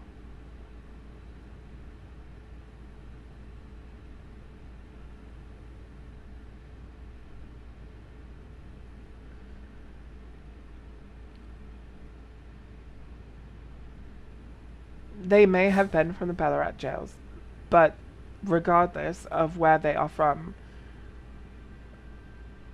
it is clear to me that they're all the same people. Like, the shape. Okay, so after America's whole genocide that she's doing with Mesmer, the remainder of the shaman who still live in the lands between slash the Shadow Realm or whatever, she moves them over to the lands between. She keeps all the suffering and all the bad people or whatever, she keeps them in the land of shadow, and in the lands between is where, like, it's supposed to be this big golden age. So she erects this gorgeous, beautiful grandmother tree, the Erd tree, which is a sacred symbol to these people, and la la la la la. Well, then dissent starts growing in and amongst those people. Surely some of them could have been from the jails, and that's why they are into the stars, etc., etc., etc. But the point is that they are all shaman, they are all Newman, and somewhere along the way there was religious dissent, which is the same thing that happened in their history when they were worshipping the stars, but somewhere along the way they stopped worshipping the stars and they start worshipping sacred trees. So this is it's like a cycle that these people keep like going through. But with all of this, I don't know, I'm exhausted. I wish I could make sense of this stuff.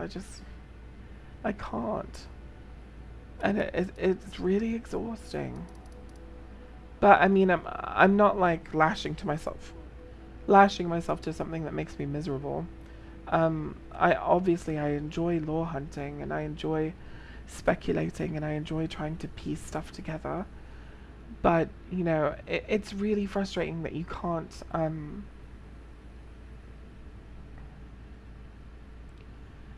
possibly know the story. You can do tons of guessing, but you can't know the story.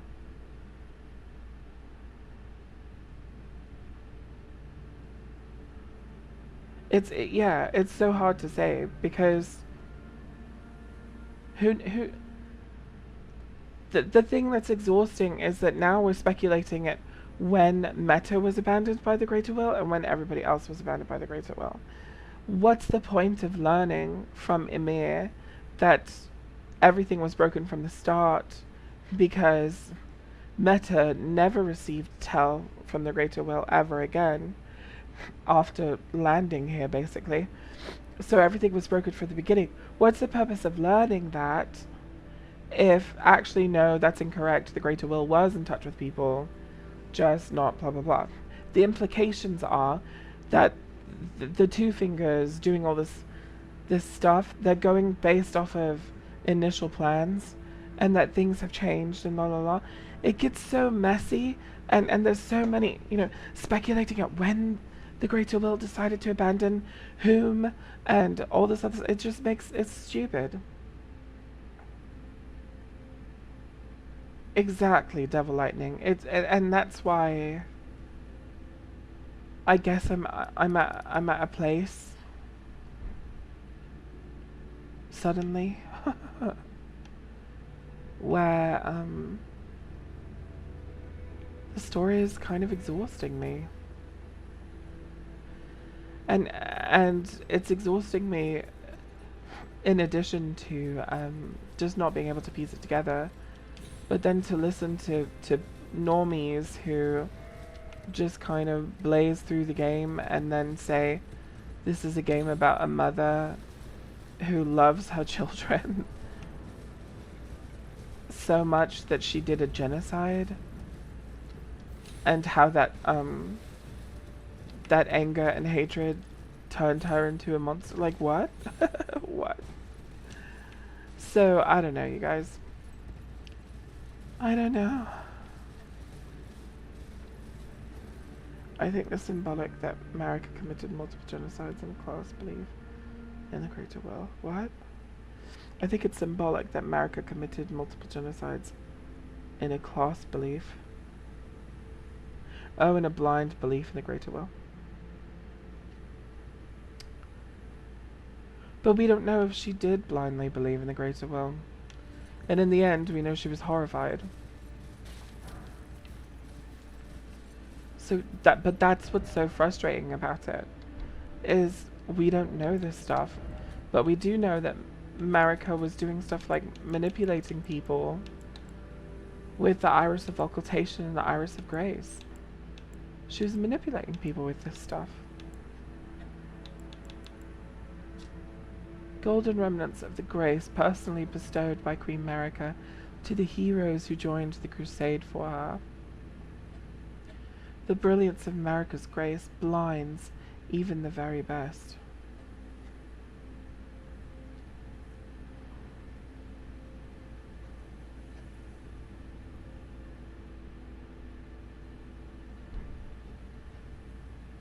What? I don't know, you guys. I don't know. I don't know.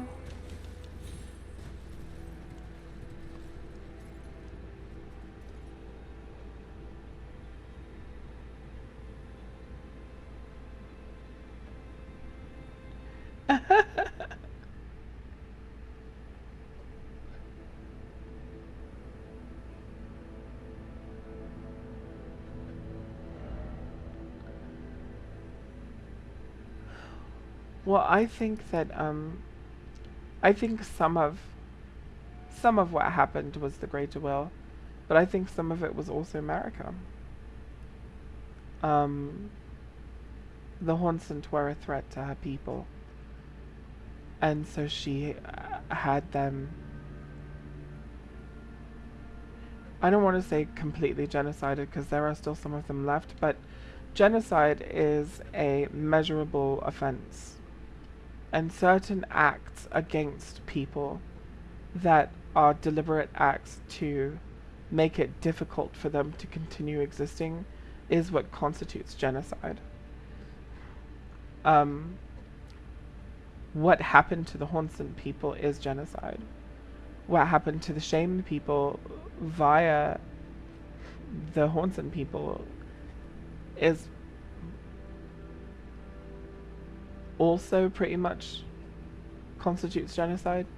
What happened to the Albinorics, especially in Albinoric village, constitutes genocide.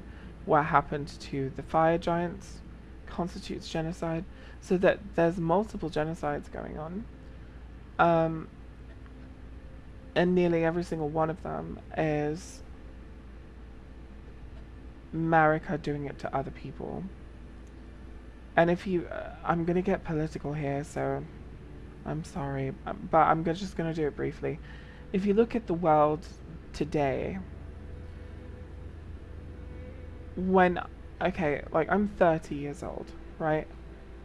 When I was growing up, I was learning in school about how awful the Nazis are, and how God's chosen people, because I'm Jewish, I'm part Jewish, and I know Jewish isn't a race, but like, you know, whatever. Anyway, long story short, quote, I'm an atheist, just to be clear, I don't believe in anything.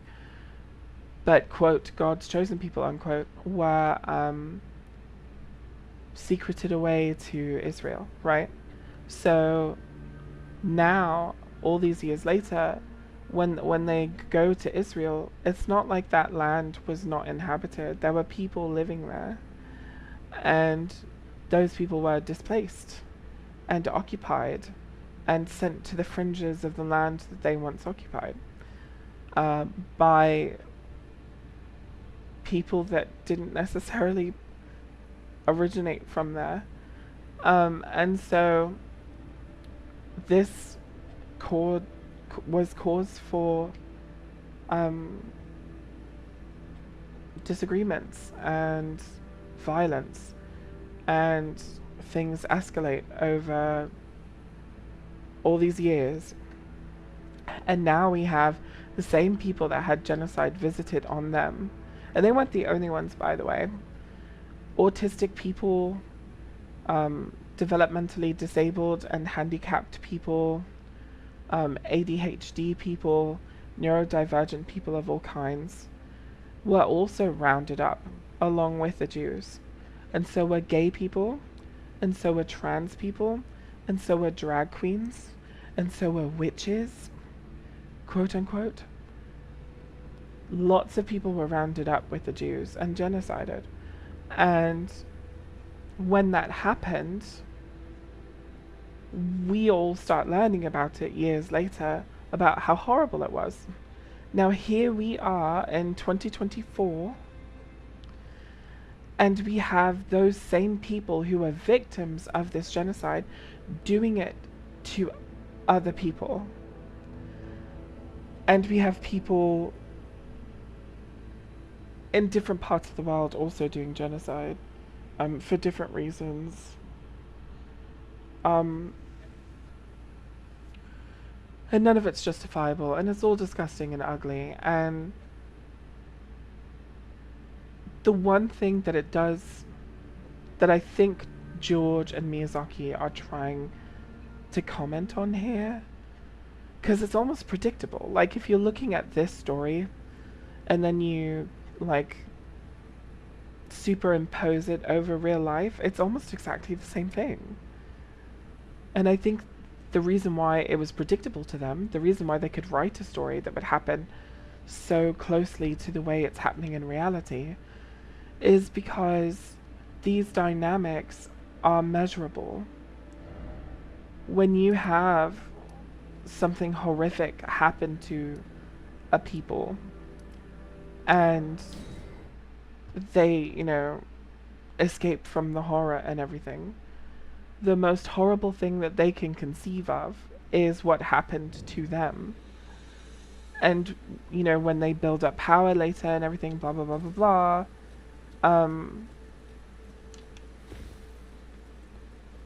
these themes of entitlement, these themes of, like, you know, we're the chosen people for whatever reason, we're the holiest, most divine people, la la la la la. These types of things can corrupt, and when you couple that with extreme power, it's a recipe for real nastiness. And I think that that's kind of what they're trying to say with America and stuff. It made me angry initially, because I was like, oh, I'm so fucking tired of powerful women always being, you know, nothing but emotional genociders. I'm so tired of the media, you know, Superman is allowed to be Superman and be a good person, but the moment a woman has Superman's powers, she's gonna, like, genocide somebody. Unfortunately, I don't think that that's the trope that they were reaching for. But they did end up falling into it. But I think what they were trying to say is that, you know, hurt people hurt people. I think that's what they were trying to say. And Marika wanted desperately to get out of a situation where she and her people were being subjugated and oppressed and genocided. And the fingers seduced her with power. And then when she got that power and she exacted her revenge, maybe that's the seduction and betrayal.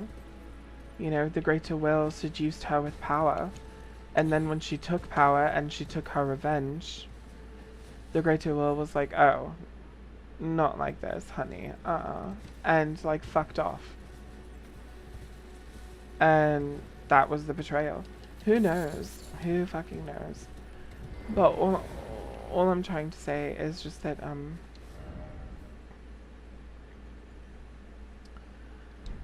you know, this is how these horrors happen. Hurt people hurt people.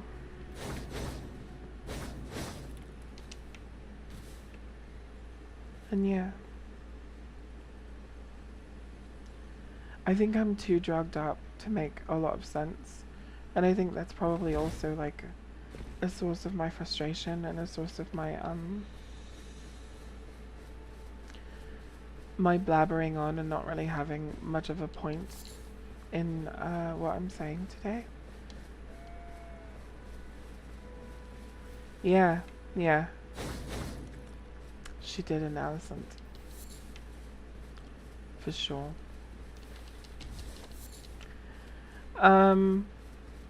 Speaking of which, Kite and I are going to be doing recaps and reactions to certain television shows. And the first one that we want to do is the Dune series that's coming up on HBO. But if people really, like if our friends and the people that watch us really like it, we might expand that to us doing other series as well. So if you guys have ideas for, I mean, we already have some of our own ideas, but if there are some series that you'd really like to hear Kite and I react to and have commentary on, just let us both know. And we'll try to prioritize based on which ones we think are most interesting, and which ones we think you guys will enjoy the most. So if you give us feedback, we'll be able to determine that for you a little bit better. But I feel so dry. I'm so dry, you guys. Like my throat is dry.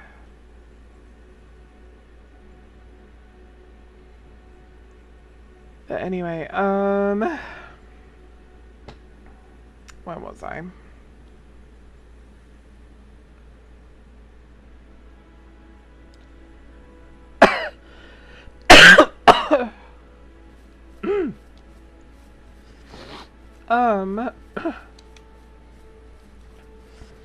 Back to Elder Law. I'm trying to think of if there's another topic I want to cover today, or if I should maybe just quit for today. Maybe Radigan made America the face of the greater will and used her like a tool as well. I mean, it's possible. It's possible. There is a usurper theory for Radigan out there. If you guys, there's this, I don't know his name, but if you search in YouTube Radigan usurper theory, there's a really fascinating theory about that I once kind of subscribed to. I thought it was brilliant and I really liked it, and excuse me, I still think it's a possibility, but the uncertainty is kind of overwhelming all the theories that I want to subscribe to, so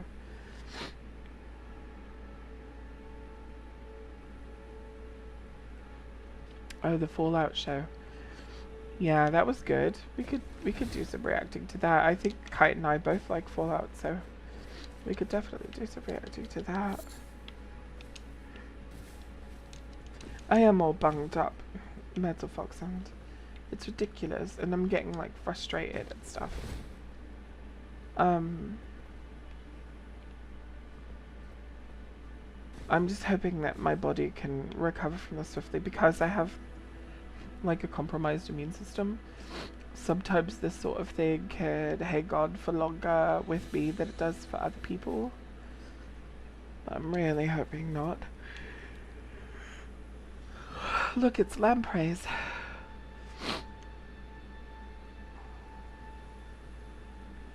Lampreys and fingers.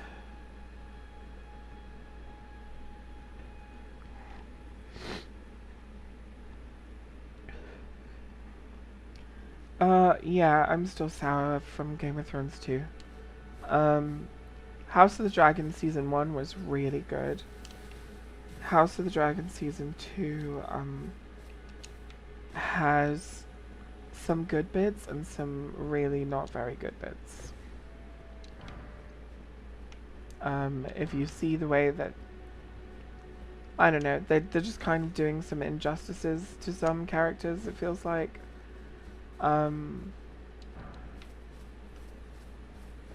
And then there's some problems with some nuance, in my opinion. That becomes kind of heated when you talk about it, so I'm gonna spare myself and you. Yeah, it was very frustrating, mostly with Alicent's storyline for me. I feel like they didn't know what to do with her, but they wanted to still make her a compelling character. But then I hate that they cut Nettles. Okay, I'm gonna say something controversial. Please don't hate me. I'm not racist, and you know, I'm not upset that the Valerians have all been portrayed by black people. I actually like that. I like that there's diversity in the show. I don't mind that at all. But the thing that does bother me is the one character from the actual book who is a black woman is taken out of the show, just completely written out of the show, and her part is given to someone who is a Valerian, and also to a woman who is not in the story. The woman in the woman making the Jojen paste in Harrenhal, who Alice,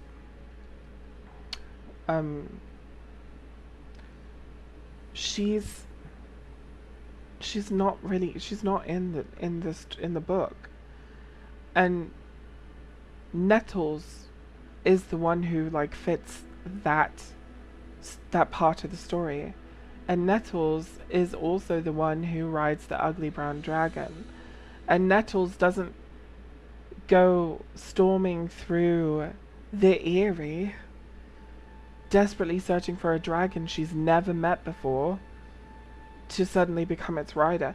She's feeding this dragon sheep for a really long time to build a bond with it, and it's just so much more compelling to go the Nettles route.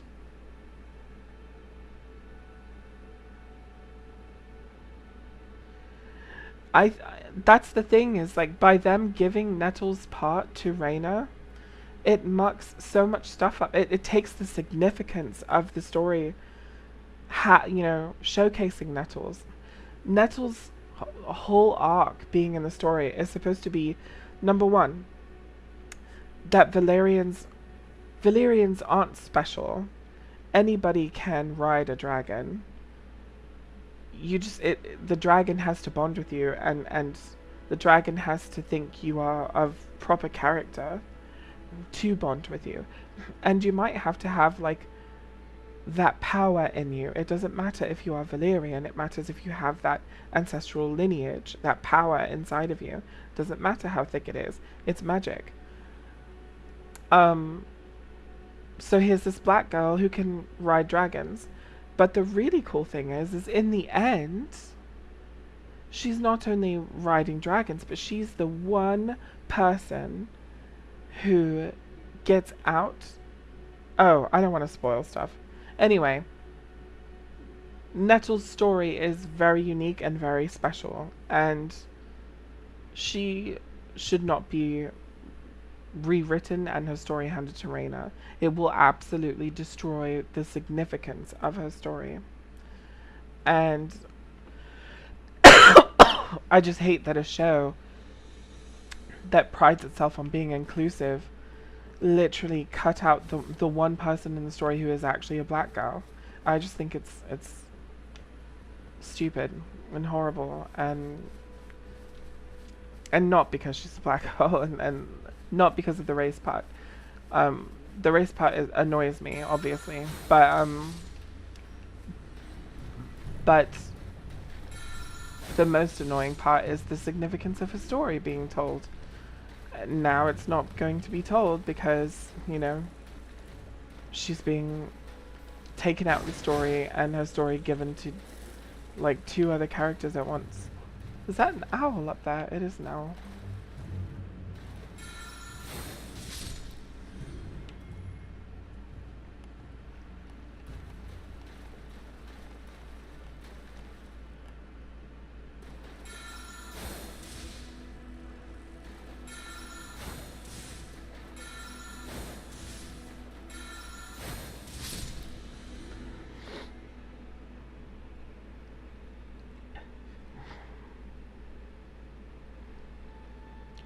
Hi, Tyler.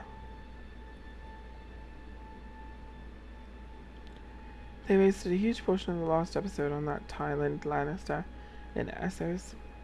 Oh yeah, they did that too. Do you know the person that's playing that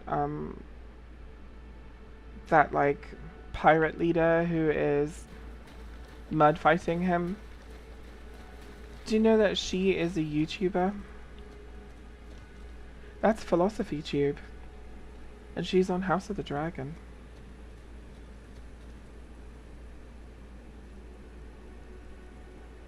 Yeah, nobody talks about how they cut out Mushroom. They did that in Game of Thrones as well, though. They cut out what's his face? What was his name?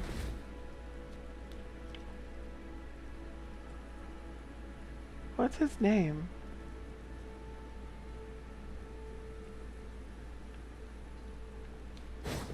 The fool from Game of Thrones as well. Anyway, they cut out a lot of stuff they shouldn't cut out.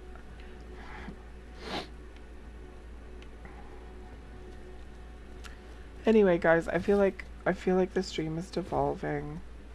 I might not even keep this stream, honestly. I don't know. We'll see. But yeah, I think I'm gonna go lie down and medicate for the Patchface. Thank you, that's his name, Patchface.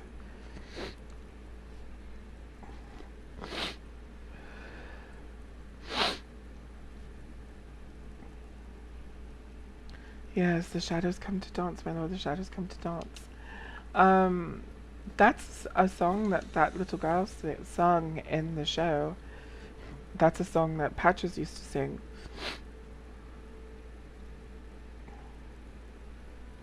Are you talking about me, black man? I spiraled out of control.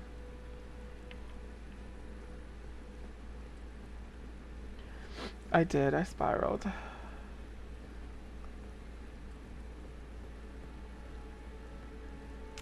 I spiraled. I'm still spiraling at this moment, actually.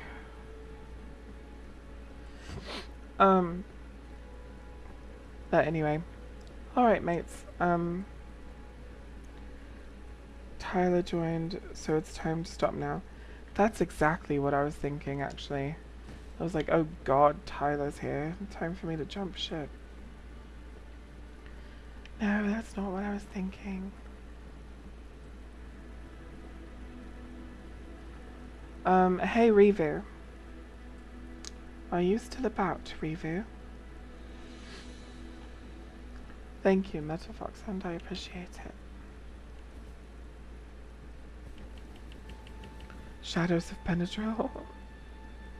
I do need Shadows of Benadryl, for sure. And I'm sorry, guys. I know today was kind of shit. The quality of my stream was shit. My enthusiasm was shit. All of this was kind of shit. So, forgive me. Okay, Revu, you are here. Do you want to do your interview tomorrow? Around the time that I've been usually streaming? Like 4 or 5 hours earlier from now?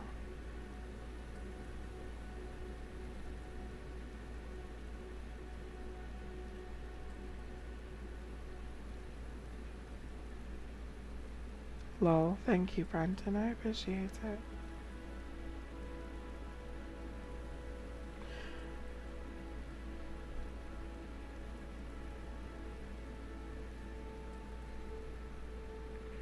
Thank you, Blackman. I appreciate it. I feel like I spiraled a little bit in the end. I think I'm just, you know what it is? I'm just being bitchy because I don't feel well.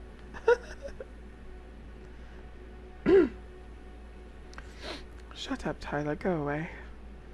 Could try. Might have track work to do parallelly for an ad. Okay. Well, I will text you and see what you're doing, and then either we'll just do another rando stream, or it will be a review interview. Sounds good. Alright, everybody, I will see you guys later. I hope you have a lovely day.